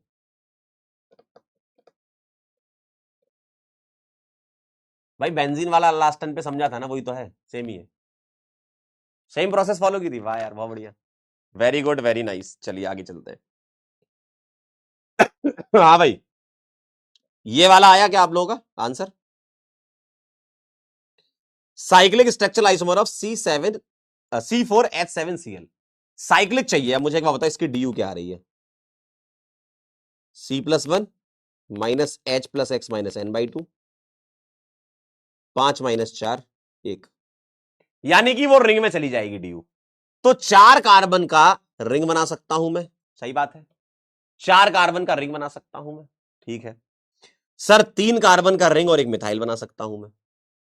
अब यहां मुझे Cl लगाना है। मैं Cl इसमें से कहीं भी लगा दूं, चारों में से बराबर बात है सर। एक यहां लगा दूं, एक यहां लगा दूं और एक यहां लगा दूं, और इसके पास वाला सेम है, यानी कि टोटल एन की वैल्यू 4 आ गई। 4 आइसोमर आएंगे। तो आपकी एन की वैल्यू जो आ चुकी है वो आ चुकी है 4, ठीक है। एन की वैल्यू 4। अब देखिएगा, total number of structural diene बताना है CnH2n-2 के, ठीक है। आइए बना लेते हैं। CnH2n-2 के डाइईन बनाने हैं। एन की वैल्यू 4 है, तो ये आ जाएगा C4H6। C4H6 आ जाएगा। चलिए भाई, C4H6 में डाइईन बनाना है, तो मैं 4 कार्बन ऐसे बनाऊं, ठीक। मैं कहां कहां डबल लगा सकता हूं, देखिए। मैं एक यहां लगा दूं, ठीक है। और मैं अल्टरनेट कर सकता हूं, देखिए। एक यहां लगा दूं, एक यहां लगा दूं, अल्टरनेट डबल, सही है। 2 लगाने मुझको, ठीक। तो मुझको एक बात बताओ, एक ही आ गया, एक ही आ गया, 2 आ गए, तो 2 आइसोमर आ रहे हैं। बाकी आप ऐसा कर सकते हो क्या, 3 की चेन लेकर के 2 डबल बॉन्ड लगा दोगे, पगलापन हो जाएगा, ये 5 बॉन्ड हो जाएंगे। ऐसा नहीं करना है, ठीक है। इसका मतलब ये है कि आपका आंसर 2 आ रहा है। अब चेक कर लो, तो ये 4-2 कह रहे हैं, N-2 4-2, यानी कि 2 आ रहा है क्या? बिल्कुल सही बात है। तो ए वाला एकदम सही है। बताओ, बोलिए, ठीक। Total possible structural cyclic ether बताना है, सुनिएगा। साइक्लिक ईथर बताना है CnH2nO के। 10 आ रहे हैं क्या? चेक कर लेते हैं। साइक्लिक ईथर CnH2nO, यानी कि C4H8O। एन की वैल्यू 4 है ना आपकी, तो C4H8O के साइक्लिक ईथर बना लेते हैं अपन। तो इसकी डी निकाल लो, कितनी आ रही है सर? डी1 आ रही है। C4H8 दिख रहा है मेरे को। अब अगर डी1 आ रही है तो मैं क्या करूंगा? डी1 आ रही है तो मैं साइक्लिक ईथर बनाना है, तो रिंग में ही चली जाएगी डी, यानी कि 5 की रिंग बना लो। देखिए, एक ऑक्सीजन 4 कार्बन से। और बताइए, मैं यहां पर 4 की रिंग बना सकता हूं, और एक मिथाइल मुझको लगाना है, तो कहां लगा सकता हूं? इधर, इस जगह पर। और एक मिथाइल में लगा सकता हूं नीचे, और लेफ्ट साइड राइट साइड तो सेम है। अब मैं 3 की रिंग बना दूं, 3 की रिंग बना दूं, और मुझे बताइए अब मेरे पास कितने कार्बन रह गए? 2 रह गए ना, क्योंकि 3 की रिंग में ऑक्सीजन भी हेटेरोसाइक्लिक है ना। तो 3 की रिंग में ऑक्सीजन भी है और 2 कार्बन है, यानी कि 2 कार्बन रह गए। अब ये जो 2 कार्बन रह गए, वो इथाइल के फॉर्म में लगा सकते हो, ठीक है। और 2 मिथाइल लगाओगे, लेकिन एक ही कार्बन पे लगाओगे 2 मिथाइल, और एडजेसेंट पे लगा सकते हो, बस ये आएंगे। तो इसका क्या आ गया? 6 आ गया। इस वाले का तो आंसर 2 आया था, इसका आंसर 6 आएगा। चेक कर ले, 6 पॉसिबल आएगा, ठीक। तो 6 पॉसिबल आएंगे, 10 कह रहे हैं, ये गलत है। Total possible structural 1 degree amide of CN+1H3n-2, ठीक है। आइए देख लेते हैं। CN+1H3n-2, और क्या था? 3n-1NO, 3n-1NO। अब मुझे एक बात बताओ, एन की वैल्यू 4 थी, ठीक है। अब अगर एन की वैल्यू 4 थी, तो यह आ जाएगा C5 और 4 × 3 12 में से गया 11 NO। देखिए, C5H11NO। अब मुझे क्या चाहिए? 1 डिग्री अमाइड चाहिए, है ना। 1 डिग्री अमाइड चाहिए। अब अगर मुझे 1 डिग्री अमाइड चाहिए, तो मैं CONH2 बाहर निकाल लू। यहां से मैं CONH2 बाहर निकाल लू, तो मेरे पास क्या बचा? C5H9, ओहो सॉरी C4H9। और अब तो आप समझ गए C4H9 के कितने आइसोमर आते हैं, बताइए। C4H9 का स्ट्रेट चेन, और एक बार यहां CONH2 लगाओ, एक बार यहां लगाओ, एक बार यहां लगाओ, एक बार यहां लगाओ, तो टोटल हो गए आपके 4।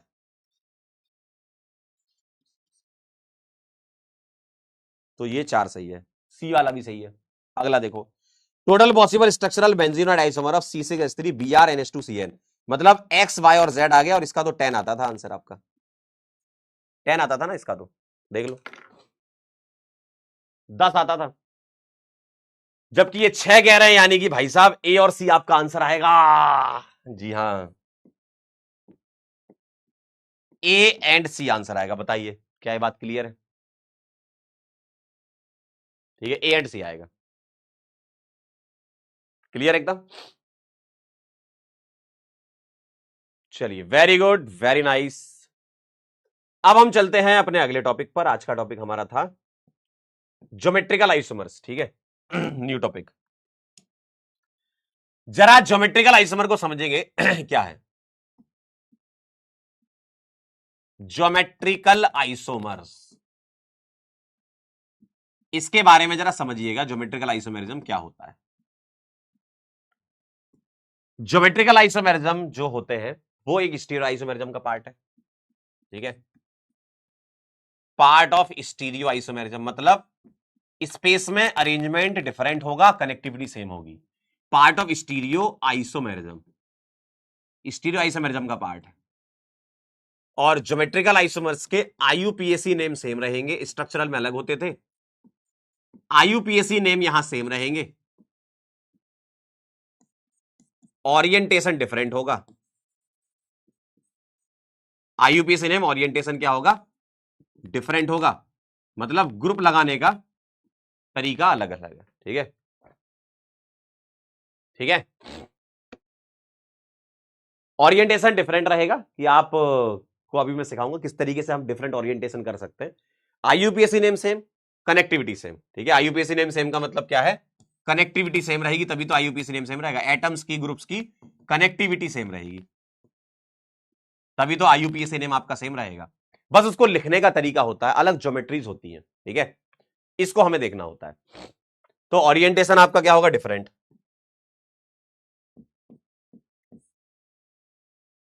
नॉन इंटर कन्वर्टेबल होते हैं, non inter convertible, inter convertible ये नहीं होते, मतलब दो आइसोमर को आपस में कन्वर्ट नहीं कर सकते। क्यों नहीं कर सकते? उसका कारण यह है कि arises due to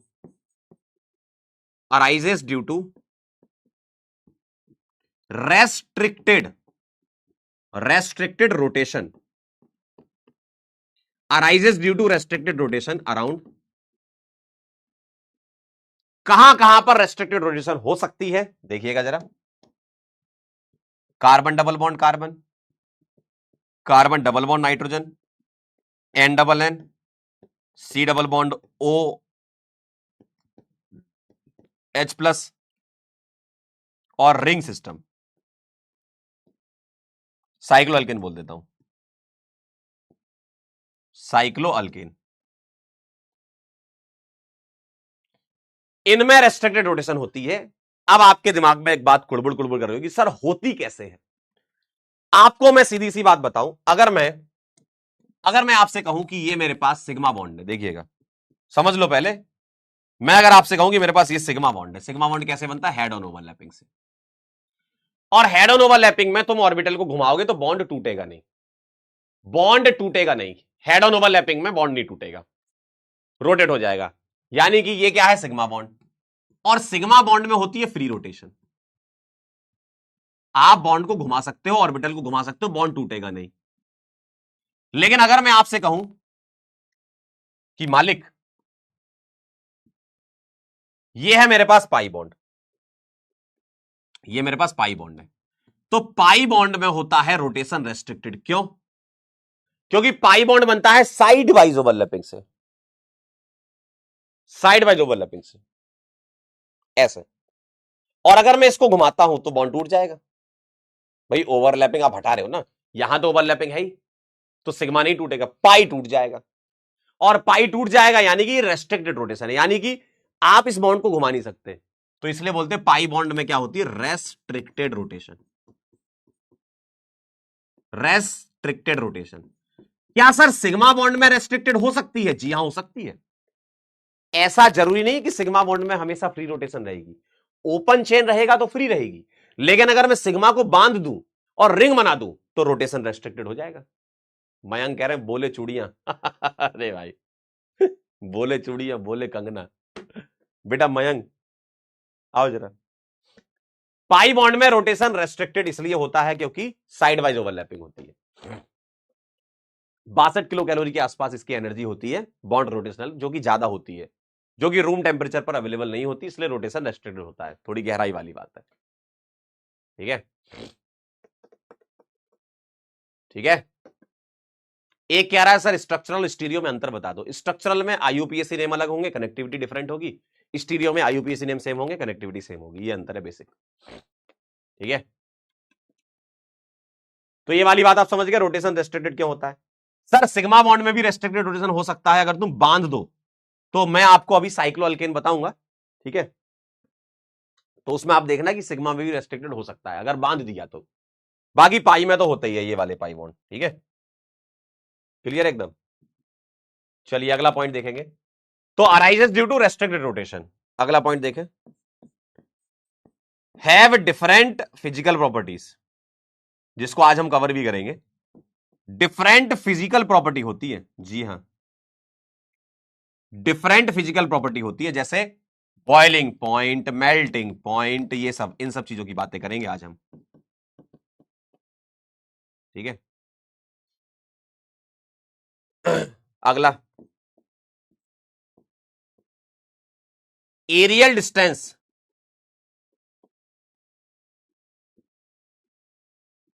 must be different. Aerial distance different होती है। अब सर ये एरियल डिस्टेंस से क्या मतलब है, एरियल डिस्टेंस से क्या मतलब, आइए मैं आपको समझाता हूं। मैं आपके सामने दो ज्योमेट्रिकल आइसोमर बना रहा हूं, आप मुझे बताइएगा क्या इनकी ज्योमेट्री अलग अलग है। देखिए मैं यहां लगा रहा हूं एमी मिथाइल, और यहां लगा रहा हूं मिथाइल, यहां लगा रहा हूं एच, और यहां लगा रहा हूं एच। देखना क्या ये दोनों का आईयूपीएसी नेम सेम है क्या, चेक करें जरा। क्या इन दोनों का आईयूपीएसी नेम सेम है क्या। सर इन दोनों का आईयूपीएसी नेम 2 ब्यूटीन है। देखो सर इन दोनों का आईयूपीएसी नेम क्या है, 2 ब्यूटीन है। अब मुझे एक बात बताओ, मैं अगर आपसे ऐसा कह दूं कि मिथाइल यहां किस तरफ लगा है, सर ऊपर लगा है, ऊपर लगा है। यहां मिथाइल सर ऊपर लगा है, ठीक। यहां मिथाइल नीचे लगा दिया और यहां मिथाइल ऊपर ही रह गया, तो क्या ये दोनों अलग अलग ज्योमेट्री बोलोगे आप। भाई ये दो डिफरेंट ज्योमेट्री है ना। और मुझे बताओ इस कार्बन का हाइब्रिडाइजेशन क्या है, सर sp2 है। इसका हाइब्रिडाइजेशन क्या है, सर sp2 है। इसका हाइब्रिडाइजेशन sp2 है, sp2 है, यानी कि ये प्लेनर है। तो ये दोनों कंपाउंड में ये कार्बन के बॉन्ड्स प्लेन में रहेंगे, इन दोनों कंपाउंड में कार्बन के बॉन्ड्स प्लेन में रहेंगे। अब आप मुझे बताइएगा कि ग्रुप से ग्रुप की डिस्टेंस में निकालता हूं। एरियल डिस्टेंस मतलब क्या होता है, हवा में डिस्टेंस, है ना। जैसे एरोप्लेन चलते हैं वो एरियल रूट बोलते हैं उसको, हवा में, जमीन के रास्ते से नहीं, हवा में चल रहे हो तो एरियल डिस्टेंस बोलेंगे। और मुझको बताइए यहां से यहां तक की डिस्टेंस क्या है, यहां से यहां तक की डिस्टेंस मतलब इस ग्रुप से इस ग्रुप तक की डिस्टेंस क्या है बताओ। अपने मन से मान लो कि इसकी डिस्टेंस है सपोज L1, इसको मैं कह रहा हूं L1 है ये, तो ये डिस्टेंस L1 है। और यहां से यहां तक की डिस्टेंस, ग्रुप से ग्रुप तक की डिस्टेंस देखो, ये क्या है, L2 है। ये डिस्टेंस क्या है, L2 है। तो आप मुझे बताओ L1 और L2 में कौन ज्यादा कौन कम, ये बता दो। और इसको सोचने के लिए बचपन में आपने एक डायग्राम देखा था, अभी मैं वापस आऊंगा इधर। मुझे बताओ ये क्या है, बताइए क्या है, ये स्क्वायर है। अगर मैं आपसे पूछूं इस पॉइंट से इस पॉइंट तक की डिस्टेंस बताओ, ठीक है, और मैं आपसे पूछूं इस पॉइंट से इस पॉइंट तक की डिस्टेंस बताओ, तो क्या बता पाओगे आप, बोलिए। इसकी डिस्टेंस और इसकी डिस्टेंस में कौन ज्यादा कौन कम, बोलो। यहां से यहां तक की डिस्टेंस अगर मैं a मानता हूं तो इसको मैं √2a कह सकता था, बचपन की बातें याद आ रही कुछ। डायगोनल डिस्टेंस, डायगोनल डिस्टेंस, है ना, सही है। तो ए और √2a में ए छोटा है, √2a बड़ा है, और मैंने इसको L1 माना, इसको L2 माना है। डायगोनल डिस्टेंस क्या होगी? ज्यादा होगी, है ना, क्योंकि ये प्लेनर है ना। मैंने आपसे sp2 इसलिए तो बोला, sp2 का मतलब डायगोनल प्लेनर, यानी कि ये और ये सेम प्लेन में रहेंगे। इसलिए तो मैंने आपसे ये समझाया कि अगर सेम प्लेन में डिस्टेंस देखनी हो तो भाई साहब डायगोनल डिस्टेंस ज्यादा होगी। तो मैं ऐसा कह सकता हूं क्या कि L1 और L2 बराबर नहीं है, L2 बड़ा है, L1 छोटा है। जी हां, तो ज्योमेट्रिकल आइसोमर्स में एरियल डिस्टेंस डिफरेंट रहेगी। ठीक है, इनका कुछ नाम होता है, वो अपन बाद में बात करेंगे। अभी क्या आपको यहां तक की सारी बातें क्लियर है? और अगर क्लियर है तो मुझे बता दीजिए, क्लियर है तो बता दीजिए। अभी एक दो पॉइंट और लिखना है बस, जगह नहीं है यहां पे, अगले पेज पे लिख दूंगा। क्या ये पॉइंट्स आपको क्लियर है? सर ये इंटर कन्वर्ट क्यों नहीं कर सकते? क्योंकि रोटेशन रेस्ट्रिक्टेड, इसलिए नहीं कर सकते। ओरिएंटेशन डिफरेंट है, साफ साफ दिख रहा है। यहां एमई के सामने एमई लिखा है, या एमई के अपोजिट एमई लिखा है।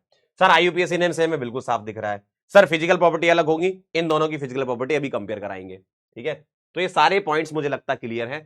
अगर आपको कहीं लगता है सर कोई पॉइंट क्लियर नहीं है तो आप बताइए, मैं फिर से समझा दूंगा, क्योंकि यही है इसका बेसिक। बाकी तो इसके सवाल खूब सारे होते हैं। आप इसको लिखिए, एक दो पॉइंट और लिखेंगे अपन इसके बाद, और मैं आपको कुछ दिखाना चाहता हूं, लेकिन उसके लिए मेरा डिब्बा कहाँ है? टेबल को खिसकाना पड़ेगा।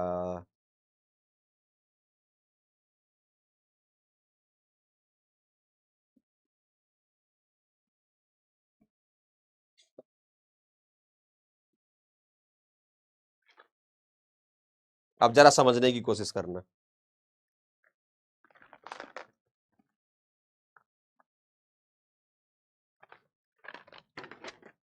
अब जरा समझने की कोशिश करना। अब मैं आपको समझा रहा हूं कुछ, ओरिएंटेशन का मतलब क्या होता है, ये सब चीजें। खुल्ला सिमसिम,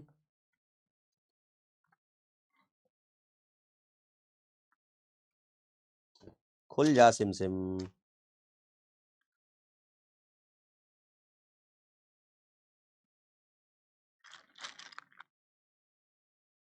देखना जरा ध्यान से, चमकता हुआ दिखेगा अभी आपको जीआई, देखो।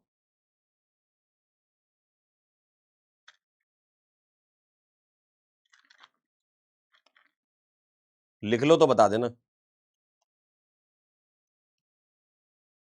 ये सारे पॉइंट अभी इससे आ जाएंगे, देखना।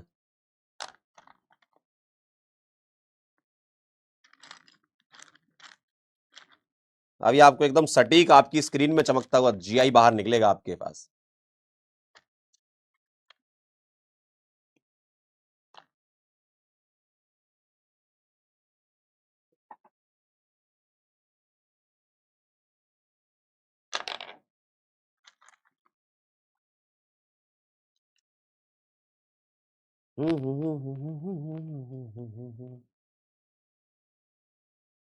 अब कोई सवाल भी नहीं है।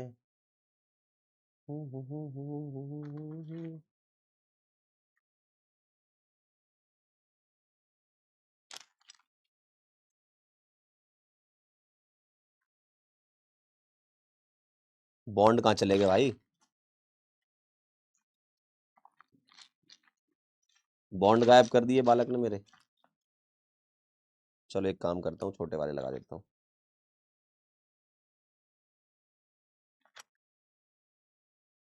क्लियर एकदम? चलिए, बना दिया मैंने मस्त। आइए आइए आइए, आपका स्वागत करता हूं।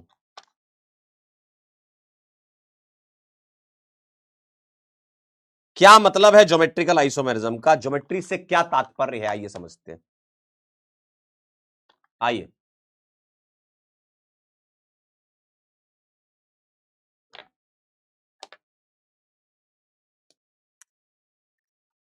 आइए, आपका इंतजार था कल तक।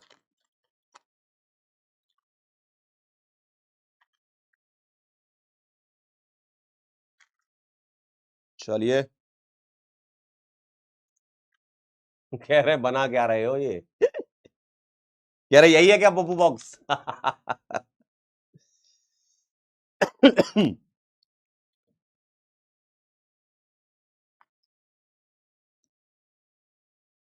चलिए देखिएगा जरा,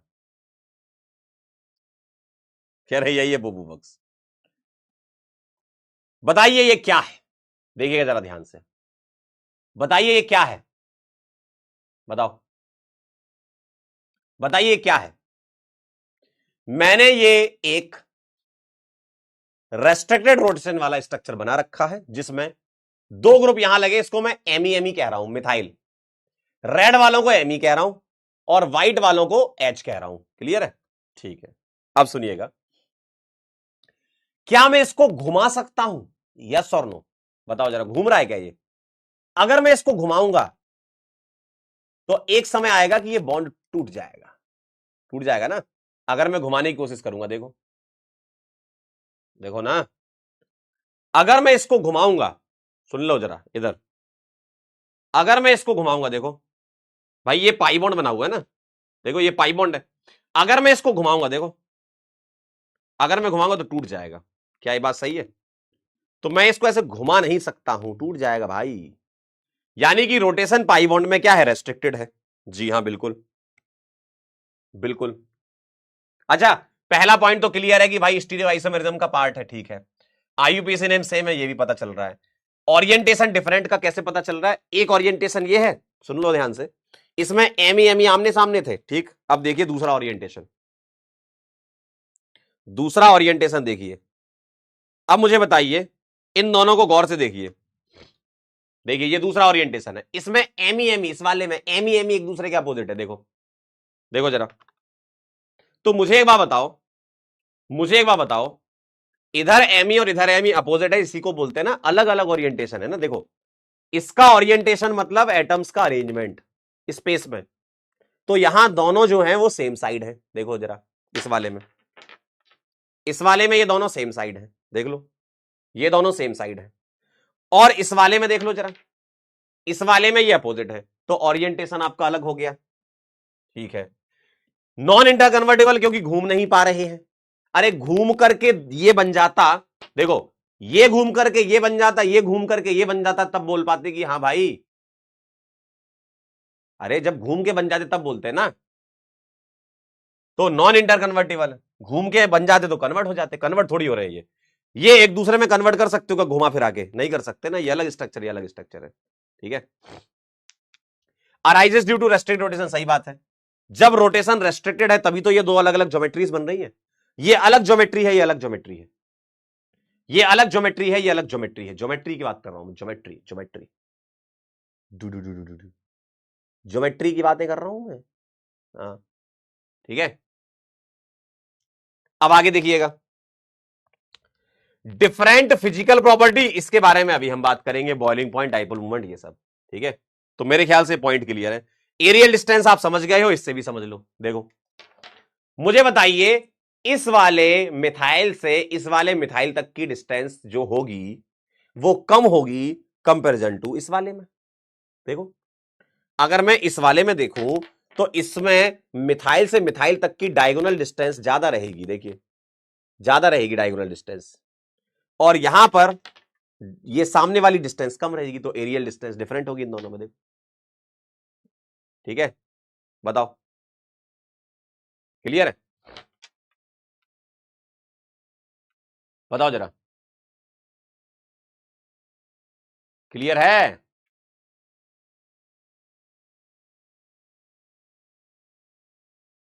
ठीक है, चलिए बहुत बढ़िया। तो ये खेल समझ गए, कुछ पॉइंट्स और थे वो भी लिख लेते हैं। आइए नेक्स्ट पॉइंट, अगला पॉइंट ये है कि also known as diastereomer, also known as diastereomer. Diastereomer का मतलब क्या है? डायस्टीरियोमर का मतलब है जो कंपाउंड मिरर इमेज नहीं होते, not mirror image, not mirror image, जो मिरर इमेज नहीं होते वो डायस्टीरियोमर कहलाते हैं, है ना। जैसे मैं अगर इसको मिरर में देखूं, मैं अगर इसको मिरर में देखूं तो मिरर में मुझे कैसा दिखेगा?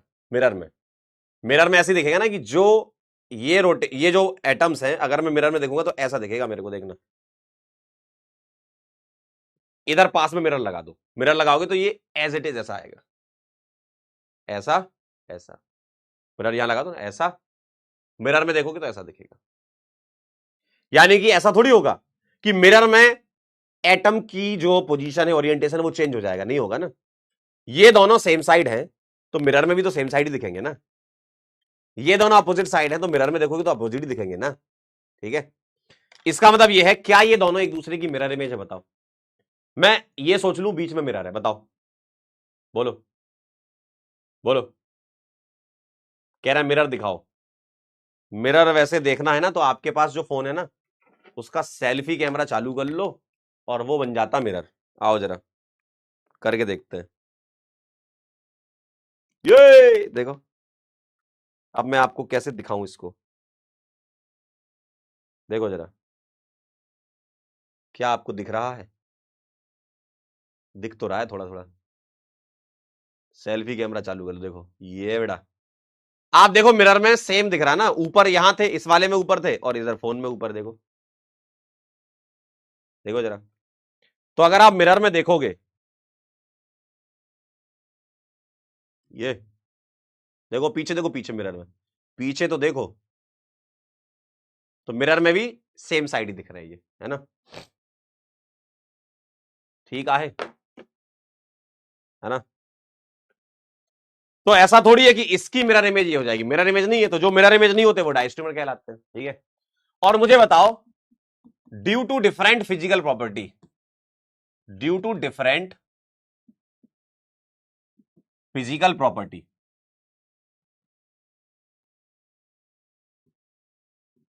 ज्योमेट्रिकल आइसोमर, जीआई कह रहा हूं, can be separate, can be separated. आप इनको सेपरेट कर सकते हो क्योंकि फिजिकल प्रॉपर्टी अलग है, तो किसी का बॉइलिंग पॉइंट कम, किसी का ज्यादा, तो आप डिस्टिलेशन टेक्निक यूज करके आप कर सकते हो, है ना। जहां पे बॉइलिंग पॉइंट का अंतर होता है, आप उससे इसको सेपरेट कर सकते हो। ठीक है, ठीक आहे। कह रहे स्टूडियो भी दिख गया। चलिए, बहुत अच्छी बात है ये। बताइए जरा, सारे पॉइंट आपको क्लियर हैं? अगर सारे पॉइंट क्लियर हैं तो मैं आपसे बस एक कंडीशन लिखवाऊंगा और धमाधम सवाल कर लोगे आप। बताइए, 5 मिनट में खेल हो जाएगा आपका। बताइए, बोलिए जी।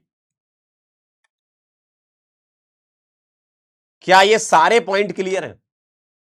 और अगर सारे पॉइंट क्लियर हो तो ही आगे बढ़ना। एक भी पॉइंट में अगर दिक्कत है तो फिर से पूछ लो, 2-2 बार समझा दिया मैंने। जितनी बार पूछोगे उतनी बार बताऊंगा, और उसके बाद पेन भी नहीं फेंकूंगा।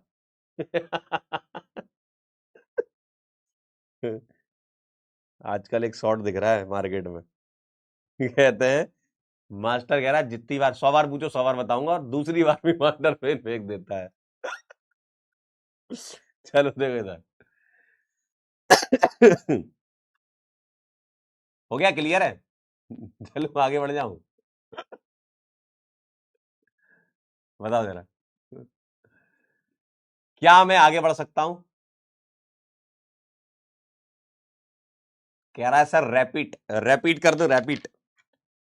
कह रहा है सर प्लीज रैपिड। आइए रैपिड कर देते हैं जरा। ज्योमेट्रिकल आइसोमर जो है वो स्टीरियो आइसोमरिज्म का पार्ट है। ठीक है, ज्योमेट्रिकल आइसोमर किसका पार्ट है? स्टीरियो का। स्टीरियो में ऑप्टिकल वगैरह भी होता है। आईयूपीएससी नेम सेम होगा, आप पढ़ते जाए। आईयूपीएससी नेम सेम होगा, क्यों? क्योंकि कनेक्टिविटी सेम है।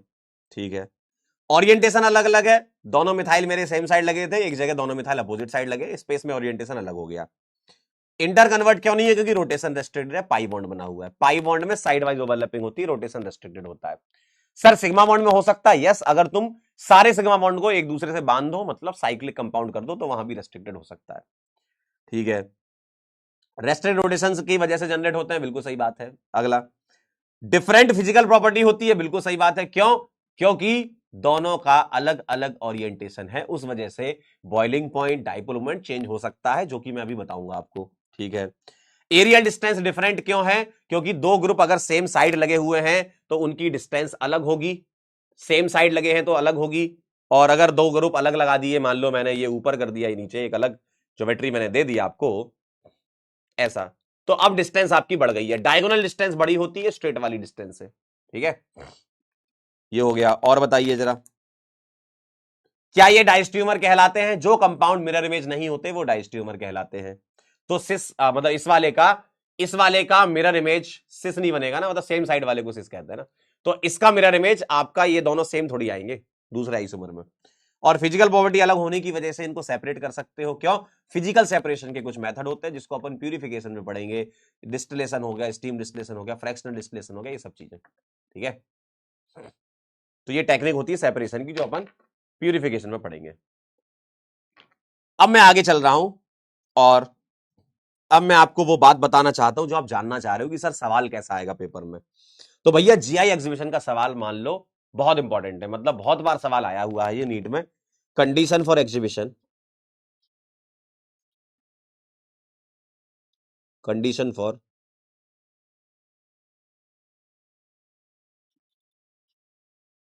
Exhibition of GI. Geometrical isomerism कब मिलेगा, हम कब मान के चले कि अब इस कंपाउंड का ज्योमेट्रिकल आइसोमर बनेगा, ठीक है। हम कब मान के चले कि इस कंपाउंड का ज्योमेट्रिकल आइसोमर बनेगा, है ना, आपसे ये पूछा जा सकता है। तो भाई साहब ऐसा है, जो कंडीशन है वो ऐसी है बेटा, बेटा ऐसा है, restricted site, restricted sites, restricted sites must have different groups. Different group होंगे तो नई ज्योमेट्री बन सकती है। रेस्ट्रिक्टेड साइट कौन सी? दोनों, ठीक है। मैं यहां पे लिखता हूं, restricted site must have different groups. Sir ये रेस्ट्रिक्टेड साइट का मतलब क्या होता है, मुझे बताइए। रेस्ट्रिक्टेड साइट का मतलब ये है कि अगर मेरी अल्कीन बनी, मान लो, मैं अल्कीन से समझा देता हूं, वैसे आप बाकियों में लगाओगे, ठीक है। सर मुझे बताइए अल्कीन कैसे बनी, पाई बॉन्ड कैसे बना? पाई बॉन्ड कैसे बना? जब इन दोनों कार्बन ने साइड वाइज ओवरलैपिंग करी, है ना। जब इन दोनों कार्बन ने साइड वाइज ओवरलैपिंग करी तभी तो पाई बॉन्ड बना। अब मुझे एक बात बता दो, मैं इसको कहूंगा और इसको कहूंगा, क्या कहूंगा? कि ये जो पाई बॉन्ड बना है यही रेस्ट्रिक्टेड साइट है, क्योंकि इसी की वजह से रेस्ट्रिक्शन आ रहा है। रेस्ट्रिक्टेड साइट, इसी की वजह से फ्री रोटेशन नहीं हो पा रहा है, इसी की वजह से रेस्ट्रिक्शन आ रहा है, इसी की वजह से रेस्ट्रिक्टेड साइट आ रही है, फ्री रोटेशन नहीं हो पा रहा है। क्या ये बात सही है? रेस्ट्रिक्टेड साइट कहूंगा मैं इनको, बताइए। पाई बॉन्ड इन दोनों कार्बन की वजह से बना है ना, तो मैं इसी को ही तो रेस्ट्रिक्टेड साइट कहूंगा कि भाई साहब इन्हीं के बीच का जो पाई बॉन्ड उसी की वजह से फ्री रोटेशन नहीं है। बताइए जरा, अरे बोलिए भाई, क्या ये बात क्लियर है जी? अब इनका ये कहना है कि रेस्ट्रिक्टेड साइट पे ग्रुप क्या होने चाहिए? डिफरेंट होने चाहिए। जैसे आपको दोनों जगह चेक करना है, इधर चेक करो, क्या यहां पर दोनों ग्रुप डिफरेंट है, ये चेक करना है। अगर यहां ग्रुप, जो भी ग्रुप लगे हैं, अगर ये डिफरेंट है तो हम बोल देते हैं सर इस वाली साइड से तो हमें मामला ठीक दिख रहा है कि नई ज्योमेट्री बन सकती है। सर इधर भी होने चाहिए, बिल्कुल सही बात है, इधर भी डिफरेंट ग्रुप होने चाहिए, जो भी ग्रुप लगा रहे हो इधर भी डिफरेंट होने चाहिए। तो अगर यहां डिफरेंट है तो भी हम बोलेंगे इधर से करेगा।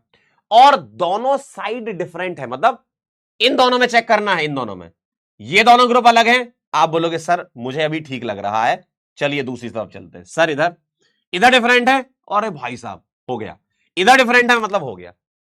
अब सर ये हमें दिखेगा कैसे? डिफरेंट ग्रुप्स होने चाहिए लेकिन हमें दिखेगा कैसे? आइए मैं आपको धीमे धीमे करके एक एक एग्जांपल से समझाता हूं तो आपको एकदम क्लियर समझ में आएगा। चलिए पहला सवाल देखिएगा, ये लिख लिया आप लोगों ने। अब मैं आपको दिखाता हूं ये डिफरेंट और सेम का क्या मतलब है, एग्जाम्पल से देखते जाएंगे एक एक। क्या आपने लिख लिया? बोलिए, क्या आपने लिख लिया है? आइए अब मैं आपको दिखा रहा हूं एक एक सवाल करके। पहला, अब अपन करेंगे झमाझम सवाल, जीआई एग्जिबिट्स और नॉट।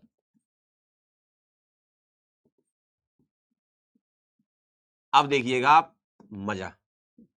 पहला सवाल है C यहां मैंने लगा दिया H लगा दिया, चलो H H H और H। क्या ये किसी और ज्योमेट्री में एग्जिस्ट करेगा? और वो ज्योमेट्री में एग्जिस्ट करने के लिए आप नई ज्योमेट्री सोचोगे। बताइए क्या जीआई एग्जिबिट करेगा, यस और नो? कैसे चेक करोगे? सर इस वाले कार्बन को पकड़ेंगे, सर इस वाले कार्बन को पकड़ेंगे, पकड़ लो पकड़ लो, ये दोनों क्या हैं? सेम। अगर सेम आ गए तो मुंह पे बोलो नो, सेम आ गए तो एकदम मुंह पे बोलो नो, दूसरी तरफ चेक करने की जरूरत ही नहीं है। सर ऐसा क्यों होता है? आइए मैं आपको बताता हूं। ये सवाल था, ये वाला सवाल ये है, देख लो जरा, यही था। अब मुझे एक बात बताओ, जब सवाल तुम्हारा ये है, ध्यान से देखना, इधर इधर इधर, मैं अगर नई ज्योमेट्री सोचूं तो नई ज्योमेट्री कैसे सोचो? आप ग्रुप को एक्सचेंज करके सोच सकते हो, है ना? सोच सकते हो ग्रुप को एक्सचेंज करके। क्या कि सर एक काम करता हूं, मैं ये वाला ग्रुप हटा दूं, नीचे वाला हटा दूं, नीचे वाले को ऊपर लगा दूं, ऊपर वाले को नीचे लगा दूं। बताओ क्या ये नई ज्योमेट्री है? और ये यहीं करना है, इधर मत कर देना। इधर करोगे तो हो सकता है आईयूपीएसी नेम अलग हो जाए, वो स्ट्रक्चरल आइसोमर बन जाएंगे फिर, अलग अलग कार्बन पे करोगे तो। आपको आईयूपीएसी नेम सेम रखना है, तो कनेक्टिविटी सेम रखनी है, यानी कि इसी पे जुड़ा है। अब ये जो ऊपर लगा था इसको नीचे कर दूं और नीचे वाले को ऊपर कर दूं, बताओ क्या नई ज्योमेट्री बनी? बताओ जरा, क्या नई ज्योमेट्री बनी, यस और नो? क्या नई ज्योमेट्री बनी? अरे वही बन गया, मैं इसको उठा के यहां लगाऊं, इसको उठा के यहां लगाऊं, वही बन गया। कोई बोलेगा सर हमको इसको देखना, देख लो, तब भी नो ही आंसर आएगा, तब भी नो ही आएगा। समझे बात को? अब ध्यान से देखना, दूसरा सवाल देखते जाओ, एक एक सवाल देखते जाओ। दूसरा देखना, सर मैंने यहां एम लगा दिया और यहां एच है, यहां एच और यहां एच है, ठीक है? देखना देखना जरा। सर मैं एक काम कर रहा हूं, क्या? सर मैं एक काम कर रहा हूं, मैं इसको देख रहा हूं, देखो सर मैंने ये रेस्ट्रिक्टेड साइड पकड़ी, ये दोनों डिफरेंट हैं क्या? सर बिल्कुल हैं। तो अभी आप सीधे आंसर पे नहीं पहुंचोगे। अगर ये दोनों डिफरेंट हैं तो हम चलेंगे यहां पर, सेम आ गए तब तो मुंह पे बोल दो, लेकिन डिफरेंट है तो आप दूसरी तरफ जाओ। अब आप इसको देखो, दूसरी साइड को देखो। अगर दूसरी साइड को देखोगे तो ये देखो जरा, एच और एच के आ गए सेम, और अगर ये सेम आ गए, एक भी जगह सेम आ गए कहीं भी, तो हम बोल देंगे नो।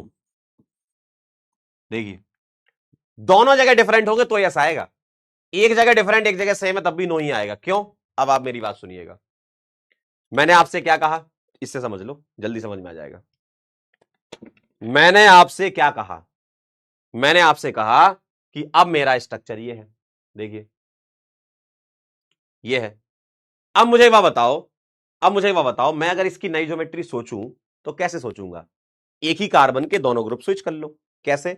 मान लो मैं इस वाले के स्विच करता तो नीचे वाला ऊपर और ऊपर वाला नीचे आता, तब तो सेम ही बात रहती, नई ज्योमेट्री थोड़ी बनती। ये इधर कर दो, सेम ही है ना?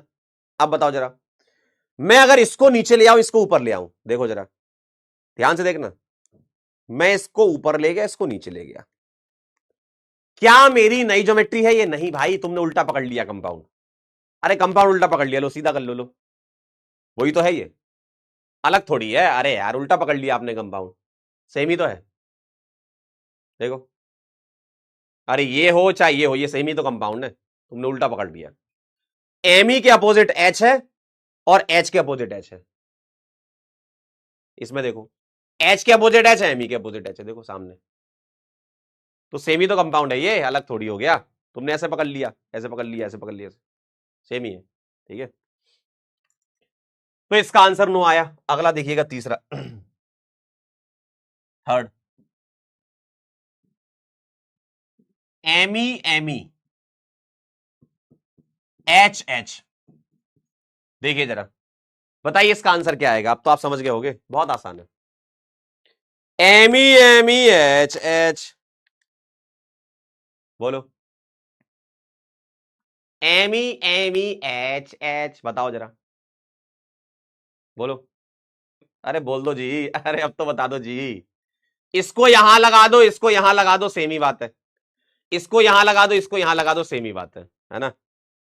तो ये आप आपने इस साइड देखा क्या? क्या देखा आपने? बताइए क्या देखा आपने? इस साइड देखा आपने? सर ये दोनों सेम आ गए। अगर सेम आ गए ना तो मुंह पे नो, मुंह पे नो, सीधा एकदम मुंह पे नो बोलो। सेम आ गए ना, दूसरी तरफ क्यों देखोगे? अब समझ गए खेल? चौथा देखो, टी सी। मैंने यहां एम ई लगा दिया और यहां एम ई लगा दिया, यहां एच लगा दिया और यहां एच लगा दिया। बताइए अब क्या आंसर आएगा? अब क्या आंसर आएगा बताइए? अगर मैं इस साइड देखता हूं, इस साइड के लिए मतलब इस रेस्ट्रिक्टेड साइड के लिए इधर देखा, तो सर ये डिफरेंट आ रहे हैं। अच्छी बात है, बड़ी अच्छी बात है। सर इसको भी देखो, ये एम ई और ये एच डिफरेंट आ रहे हैं। सर मजा आ गया, मजा आ गया, बल्ले बल्ले यस हो गया। ये तो बल्ले बल्ले यस हो गया भाई।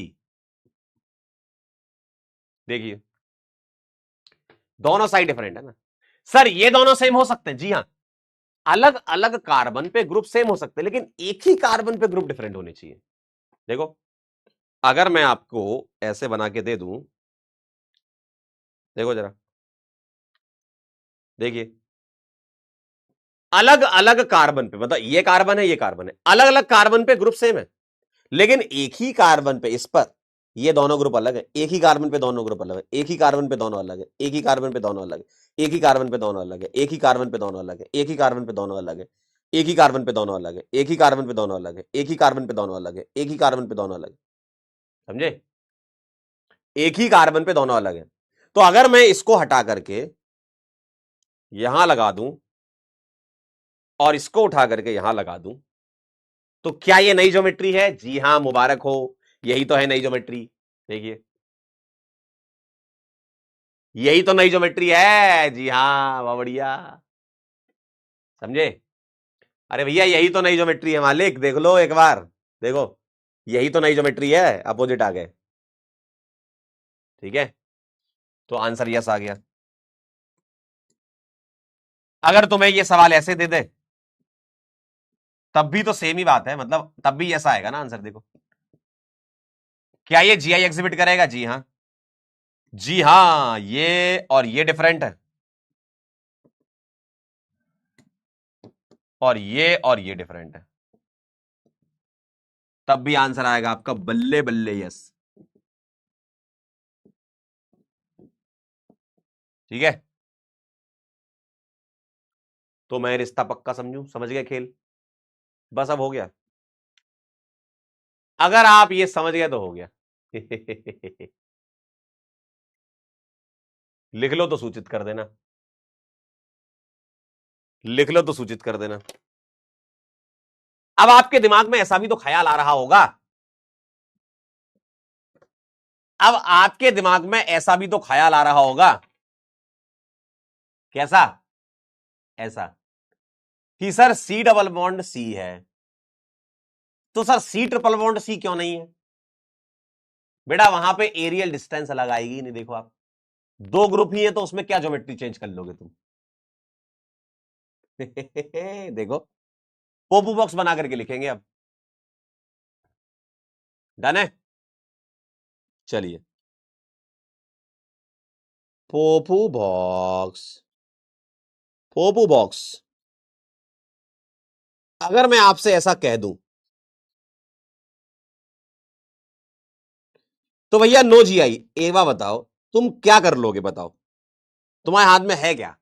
भाई इसका हाइब्रिडाइजेशन एसपी है, इसका हाइब्रिडाइजेशन एसपी है, तो ये 180 डिग्री है और ये 180 डिग्री है। देखो अगर 180 डिग्री एंगल आ रहा है तो ये तो लीनियर है।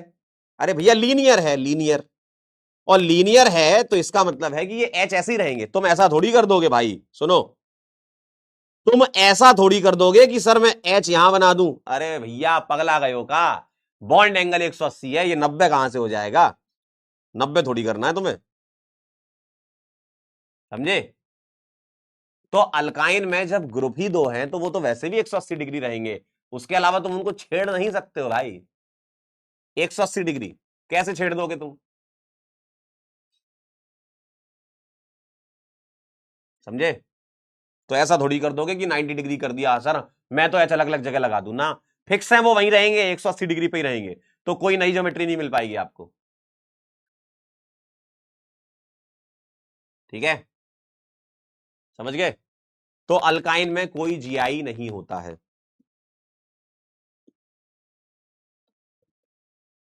ठीक है, अरे एरियल डिस्टेंस एक ही रहेगी, एच और एच के बीच की सेम रहेगी वो।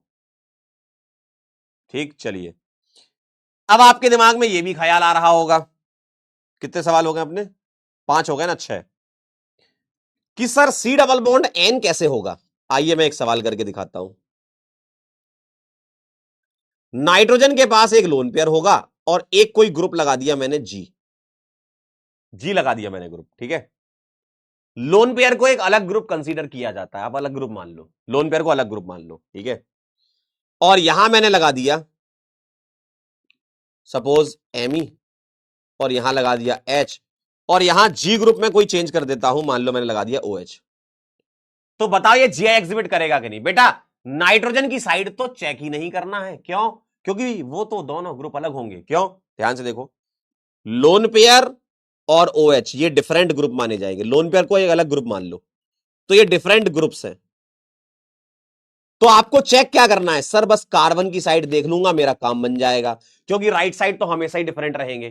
सही है ना? तो बस यहां चेक कर लो, अगर ये डिफरेंट है तो इसका आंसर यस आ जाएगा। चेक कर लो, चेक कर लो, इसका आंसर यस आ जाएगा। और आप मुझे इसका आंसर निकाल के बता दो। चलो यस, आप मुझे इसका आंसर बताइए जरा, इसका आंसर क्या है? यस और नो बताइए, क्या है इसका आंसर?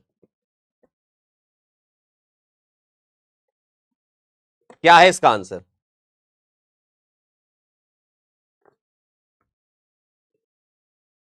ग्रीन टी आ गई भाई। क्या है इसका आंसर बताइए?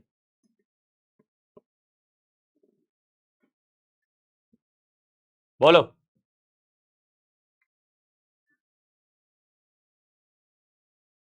ये है एमी और ये है एमी, ये दोनों सेम है। बस यही देखना है, राइट साइड क्यों देखोगे? राइट साइड से तो लोन पेयर और NH2 अलग अलग है ना? ये तो हमेशा डिफरेंट आएंगे। तो आप कार्बन की साइड देख लो, सेम आ गए, तो आंसर मुंह पे नो।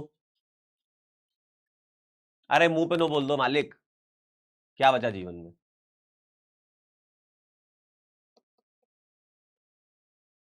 ठीक है, अगला देखो 8वां।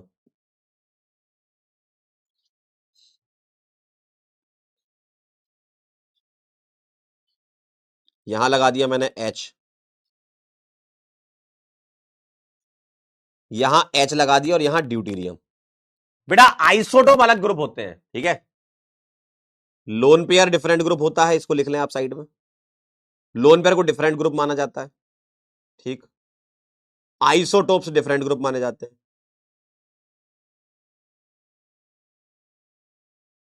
चलिए बताइए, आइसोटोप अलग ग्रुप है, तो H और D अलग अलग हो गए, लो डिफरेंट हो गए। और लोन पेयर और H तो राइट साइड तो हमेशा ही होगा यार, तो आंसर क्या आ जाएगा? यस। अब आपका दिमाग कह रहा होगा सर अगर मैं N कर देता तो क्या होता?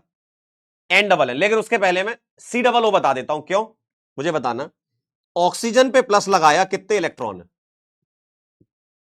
बताओ, ऑक्सीजन पे प्लस लगा कितने इलेक्ट्रॉन है? ऑक्सीजन के पास कितने इलेक्ट्रॉन होते हैं total electron? 1s2 2s2 2p4 ऐसी कुछ होता है, 8 इलेक्ट्रॉन होते हैं ना। ठीक है, तो O प्लस के पास कितने इलेक्ट्रॉन होंगे? 8 में से एक हटा दो, 7 होंगे। और N के पास कितने होते हैं? 7।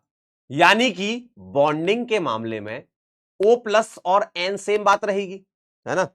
बॉन्डिंग के मामले में O प्लस और N सेम बात रहेगी। तो मैं इन सभी सवालों में क्या कर दूं? ध्यान से देखिएगा, मैं इन सभी सवालों में क्या, एक काम करता हूं, इसको अगले पेज पे लेता हूं। कॉपी कर लिया, ठीक है। मैं इन सभी सवालों में 6 को कर दूं 7, नहीं 6 को 7 नहीं, 8 हो गए थे ना, 9 10 11, 9 10 11 कर दूं, और इधर मैं O प्लस कर दूं, और यहां H कर दूं। देखो बताइए जरा, क्या ये बात सही है? क्या मैं ऐसा कर सकता हूं? बताइए। बात तो सही है ना, बात तो सही है, देख लो आप। मैंने पीछे वाली कॉपी पेस्ट कर ली है और मैंने नाइट्रोजन को हटा करके क्या लगा दिया, O प्लस। नाइट्रोजन पे भी एक लोन पेयर होता है, O प्लस पे भी एक लोन पेयर होगा, सही है ना। तो नाइट्रोजन को हटा करके O प्लस कर सकते हो गया काम। ठीक, अब एक सवाल आपसे पूछ रहा हूं,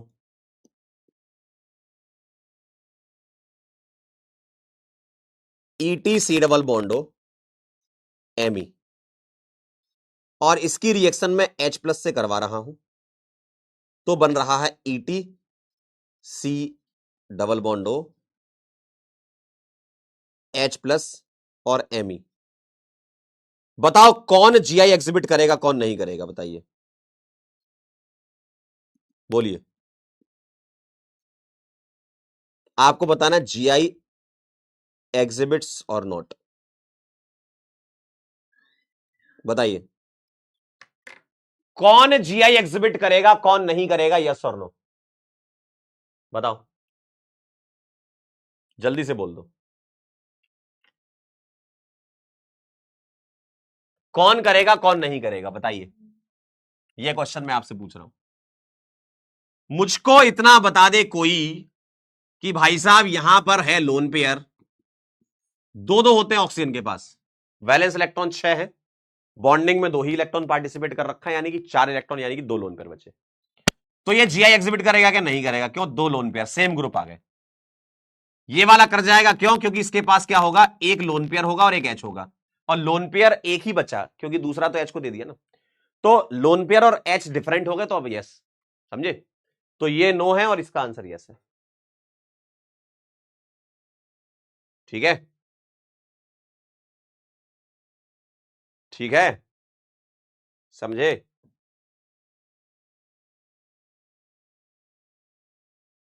इसी तरीके से एक और सवाल हो सकता है क्या,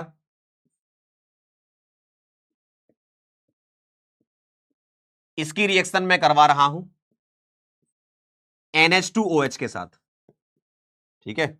ये रिएक्शन खैर कार्बोनाइल कंपाउंड में आएगी, अभी मैं आपको बता देता हूं कि ये पानी निकाल देता है, कार्बोनाइल में आएगी, लेकिन बस अभी पानी निकाल के लिख लो। तो ये आएगा ETCMe डबल बॉन्ड NOH। बताइए कौन GI एग्जिबिट करेगा, कौन नहीं करेगा। ये वाला तो सेम ही है, नो आएगा इसका आंसर, है ना।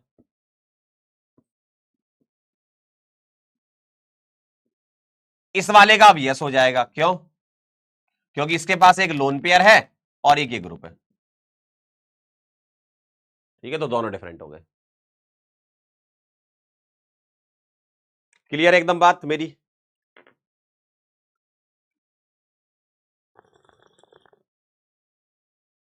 ग्रीन टी पी लो, मजा आ जाता है। जाति बॉडी के अंदर है लेकिन जाति दिमाग में है।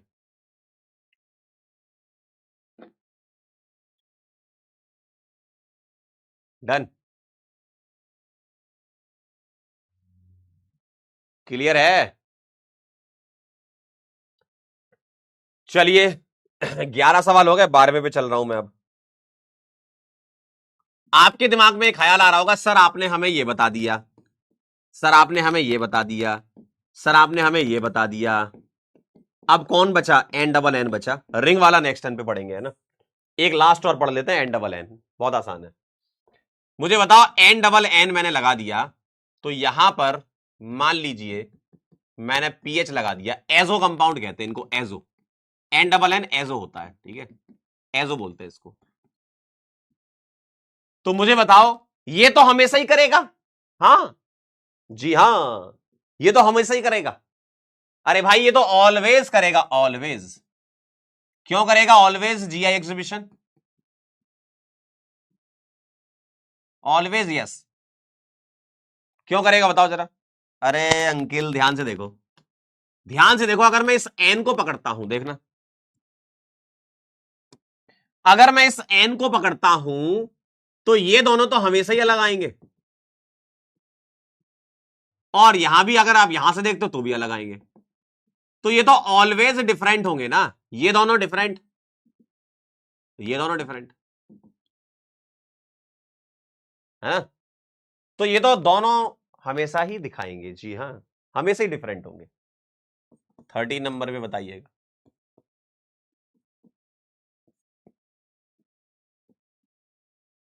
बताइए ये करेगा कि नहीं। 14 बताइए N2H2 करेगा कि नहीं,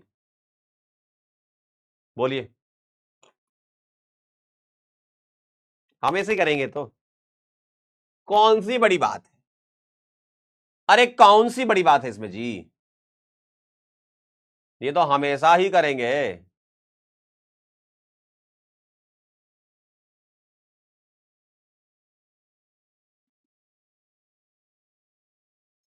ठीक, चेक कर ले।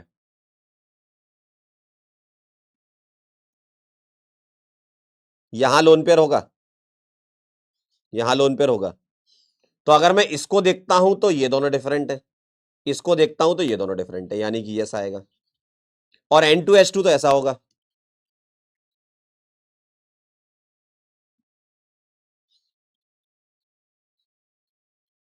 sp2 है ना ये, तो ये ऐसा आएगा। C2H2 नहीं करेगा। अगर मैं आपसे बोलूं कि भैया N2H2 का भैया है एक C2H2, तो क्या ये करेगा C2H2? अरे C2H2 एसिटिलीन हो गया, ये नो आएगा इसका आंसर।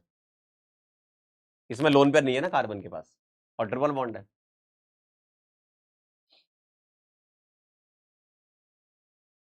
समझे।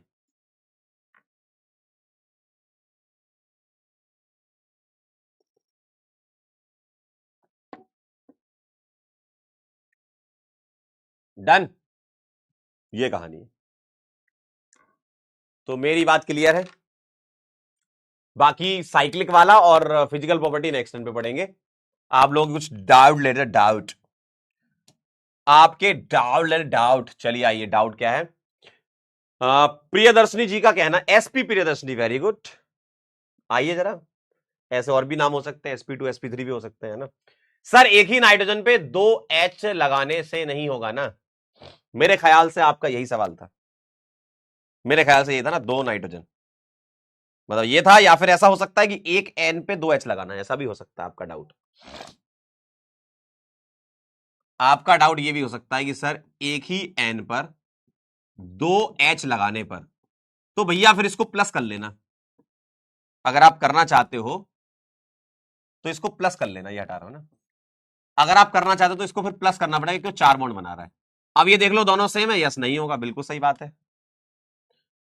सर लास्ट वाला बता दीजिए, लास्ट वाला, लास्ट वाला कौन सा, ये बेटा एक रिएक्शन होती है जी, देखो जरा, ये जो रिएक्शन है ये मैं आपको अभी सिर्फ ऐसा बोल रहा हूं कि पानी निकाल दीजिए, बाकी आपको कार्बोनाइल में आएगी रिएक्शन। सी डबल बॉन्डों की रिएक्शन NH2H से कराओ, पानी निकाल दो, अभी हाल फिलहाल।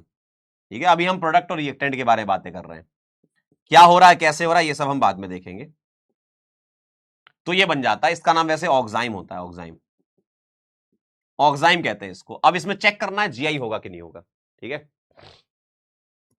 अगला, सर वाटर निकालने पर क्या हुआ लास्ट क्वेश्चन में, एंड वो आंसर कैसे, बेटा सोनम अभी उस पर टेंशन ही लेनी, अभी मैं आपको ये कह रहा हूं, अभी मैं आपको ये कह रहा हूं, A for apple B for ball, आपको कहना yes sir A for apple B for ball. ये सब क्लैरिटी कब आएगी, खैर ए और बी की तो क्लैरिटी जीवन में भी नहीं आ पाएगी, A for apple B for ball क्यों है, लेकिन हाँ इसकी क्लैरिटी मैं आपको मैकेनिज्म में दूंगा। तो अभी तो मैं आइसोमेरिज्म से रिलेटेड सवाल, भावनाओं को समझो, मेरी मेरी भावनाएं क्या कह रही हैं, मेरी भावनाएं कह रही हैं कि आइसोमेरिज्म से रिलेटेड सवाल बता दो। अभी मेरी भावना ये नहीं कह रही है कि मैं आपको बता दूं कि कैसे अटैक करा, इसने अटैक किया होगा, ये टूटा होगा, ये सब नहीं है अभी। ठीक है, नेम ऑफ N2H2, ये भी एजो कंपाउंड, स्टिल अननोन। आप जो आपका जो नाम है ना स्टिल अननोन, वैसे ही N2H2 एजो कंपाउंड है भाई, एन डबल बॉन्ड है ना, एजो कंपाउंड। सर H2O को कैसे निकाला होगा, ना ना परवेश जी अभी हम बात ही नहीं कर रहे कैसे H2O निकला होगा, क्या होगा, ऐसे निकलता, अभी बस यही करना है। अनिकेत जी का कहना मतलब सर क्या कह सकते हैं कि भाई साहब इतना बड़ा पैराग्राफ लिखा तुमने, मजेदार, तुम्हारे 12वीं में अच्छे नंबर आए होंगे। हाँ ट्वेल्थ क्लास में तुम्हारे नंबर मुझे लगता है जितने भी लिखने वाली चीजें हैं, है ना, जिसमें आपने भर भर के लिखा होगा, मुझे लगता है 95% से तो ऊपर ही आनी चाहिए। जी बताइए जरा। 95% से तो ऊपर नंबर आपके आने चाहिए बोर्ड में, जिस तरीके से लिखा है। आइए जरा अब आपका सवाल पढ़ते हैं। मतलब सर क्या कह सकते हैं कि सभी ऑर्गेनिक कंपाउंड जब स्पेस के अंदर फ्रीली प्रेजेंट होते हैं तो वो कंप्लीट रोटेशन करना चाहते हैं, but restricted site present in that compound, मतलब पाई बॉन्ड के प्रेजेंट होने के कारण वो कंप्लीट रोटेशन तो नहीं कर पाते, बट अपनी ओरिएंटेशन को चेंज करते रहते हैं। नहीं बेटा, यहां पे आपने गलत लिखा है। अगर कंप्लीट रोटेशन नहीं कर पाते मतलब ये नहीं, रोटेशन ही नहीं कर पाते इसलिए ओरिएंटेशन ही नहीं चेंज कर पाते, है ना। ओरिएंटेशन ही चेंज नहीं कर पाते इसलिए तो रोटेशन नहीं हो रहा है, या रोटेशन नहीं हो रहा है इसलिए तो ओरिएंटेशन चेंज नहीं हो रहा है ना। तो ये वाली लाइन बाकी सही चल रहा था, मामला बाकी ठीक चल रहा था 3 लाइन तक। चौथी लाइन तुमने जो लिखी ना, कंप्लीट रोटेशन नहीं कर पाते बट अपनी ओरिएंटेशन को चेंज कर लेते। बेटा रोटेशन नहीं होगा तो ओरिएंटेशन भी चेंज नहीं होगा, ठीक है। जिसे उनकी अलग अलग अरेंजमेंट बनी रहती है तो उनके ज्योमेट्रिकल आइसोमर कहते हैं। तो फिर उसमें पाई बॉन्ड नहीं प्रेजेंट, उनमें कैसे, इसलिए तो कह रहा हूं ये वाली लाइन आपकी जो है वो फिट नहीं बैठ रही, इसलिए आपका डाउट है। मेरे ख्याल से अब क्लियर हो गया होगा। अगर पाई बॉन्ड में रेस्ट्रिक्ट रोटेशन है तो ओरिएंटेशन भी चेंज नहीं होगा, ठीक है। देखो अगर देखो अगर रेस्ट्रिक्ट रोटेशन आ गई तो ये दो कंपाउंड की बातें कर रहा हूं मैं, दो डिफरेंट कंपाउंड की। जैसे ये ट्रांसेसिस है, सुनिएगा ध्यान से, सवाल तो आपने अच्छा पूछा है।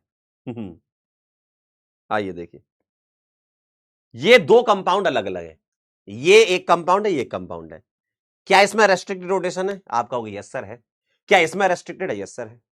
तो रेस्ट्रिक्टेड रोटेशन की वजह से ये इंटर कन्वर्ट नहीं हो पा रहे, इसलिए अलग अलग ओरिएंटेशन है ना। तो रेस्ट्रिक्टेड रोटेशन है इसलिए ओरिएंटेशन अलग अलग है। चलिए आगे चलता हूं। सर अगर एन डबल बॉन्ड एन में दो दो लोन पेयर हो तब कैसे होगा? सत्येंद्र जी क्या कह रहे हैं? एन डबल बॉन्ड एन में दो दो लोन पेयर हो, ठीक है। एक ये आपके घर की खेती है। क्यों जी सत्येंद्र जी, आपके घर की खेती है कि दो लोन पेयर ले आऊं? भैया इलेक्ट्रॉनिक मामला भी तो सेम होना चाहिए। नाइट्रोजन के पास कितने इलेक्ट्रॉन होते हैं? वैलेंस इलेक्ट्रॉन 5 होते हैं। नाइट्रोजन के पास वैलेंस इलेक्ट्रॉन कितने होते हैं? 5 ही होते हैं ना। हाँ? तुम ये कैसे कह रहे हो कि ऐसा कर दूं? 1 2 3 4 5 6, छठा इलेक्ट्रॉन कहां लाए हो? अपने ससुराल से लाए हो क्या? अब आप में से कहो सर नाइट्रोजन पे अगर 5 5 लोन पेयर हो जाए तो कैसे करेंगे? कितना बढ़िया स्ट्रक्चर हो गया, फूल पत्तियां निकल आई है, वाह। भाई वैलेंस इलेक्ट्रॉन 5 होने चाहिए ना नाइट्रोजन पे, ये वाली चीजें भी देखते रहो दिमाग से। अर्जुन का कहना है लेकिन लोन पेयर हटा के पीएच लगा दे तो क्या करेगा? लोन पेयर हटा के पीएच लगा दे तो क्या करेगा? लो भाई, एक पीएच पहले था, दूसरा पीएच लगाओगे तो तुमको यहां प्लस करना पड़ेगा। कर सकते हो आप, लीजिए। तो अब आप बताइए क्या आप इसका आंसर निकाल सकते हैं क्या? बताइए, आप खुद बता सकते हैं। सर ये दोनों सेम है, सेम है, इसका मतलब जीआई नहीं करेगा। हाँ बता सकते हो आंसर, नहीं करेगा। सर कभी कभी केबीसीसी के क्वेश्चन नहीं बनते, क्या करूं? कोई बात नहीं दीपशिखा जी, ट्राई करते रहिए। नहीं बनते उसका कारण क्या है? देख करके नहीं बनते या सॉल्व करके नहीं बनते? अगर देखा तुमने सवाल और नहीं बन रहा इसका मतलब मक्कारी है, और सॉल्व करके नहीं बन रहे कोई बात नहीं, सीख रहे हो आप। नेक्स्ट डे तो आपको सॉल्यूशन मिल जाता है, आप धीमे धीमे उसको सीख जाओगे, बस करते रहिएगा, है ना। मोहम्मद कह रहे सर यहां सब गरीब हैं, हम ग्रीन टी नहीं पी सकते। तो किसने कहा ग्रीन टी अमीरों का काम है? बेटा जो तुम चाय पीते हो ना सुबह सुबह, वो ज्यादा महंगी पड़ती है ग्रीन टी से। कह रहे हम ग्रीन टी नहीं पी सकते। भाई साहब 12 दोबारा समझा दो। 12 भारती, ए भारती, 12 दोबारा, 12 दोबारा ध्यान से देखिए भारती जी, इधर देखिए जरा। मुझे बताइए ये एक रेस्ट्रिक्टेड साइट है, यहां पीएच और लोन पेयर डिफरेंट है क्या? यस बिल्कुल है।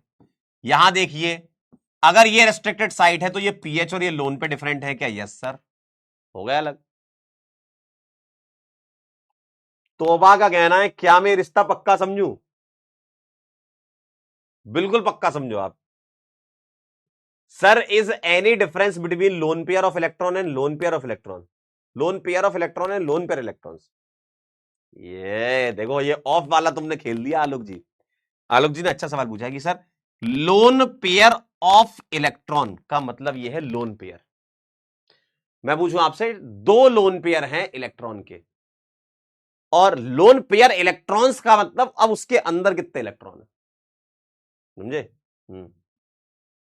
लेकिन ये तो सेम कंपोनेंट है। फातिमा जी क्या कह रही, लेकिन ये तो सेम कंपोनेंट है, सेम कंपाउंड लिखना होगा, है ना? सेम कंपाउंड है। हाँ देखो, कंपाउंड तो सेम है लेकिन ओरिएंटेशन अलग अलग है, ज्योमेट्रीज अलग अलग है, मॉलिक्यूलर फॉर्मूला तो सेम ही है।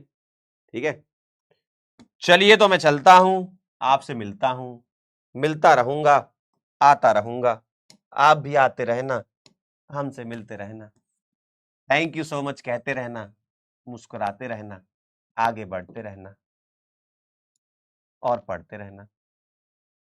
ओ भाई ये क्या आ गया, मन से यू भाई साहब सोचो, मैं डेली थैंक यू लिखता हूं और डेली थैंक यू आता है, आज देखो मन से आया एकदम। मतलब ये मैं कह रहा था ना कि ऊपर वाला, मतलब जब सितारे आपके एक लाइन में अलाइन हो जाते हैं ना, तो आप आगे बढ़ जाते हो। देख रहे हो आप, देख रहे हो, सितारे जब अलाइन हो जाते हैं ना, तो देखो, सोचो आप, थैंक यू को मन से आ रहा है, मन से यू। ठीक है, मन से यू, ठीक आहे, क्लियर एकदम। चलिए तो मेरे ख्याल से कुछ आया है, ये क्या है? अच्छा ठीक है, चलिए फिर मिलते हैं आपसे। कुछ ऑफिस से आया है, अब वो गेट पे है नीचे, अब आएगा, टाइम लगेगा। कुछ तो गिफ्ट भेजा है मालिक ने। चलिए मन से यू, मिलते हैं बेटा, तब तक के लिए ओके बाय।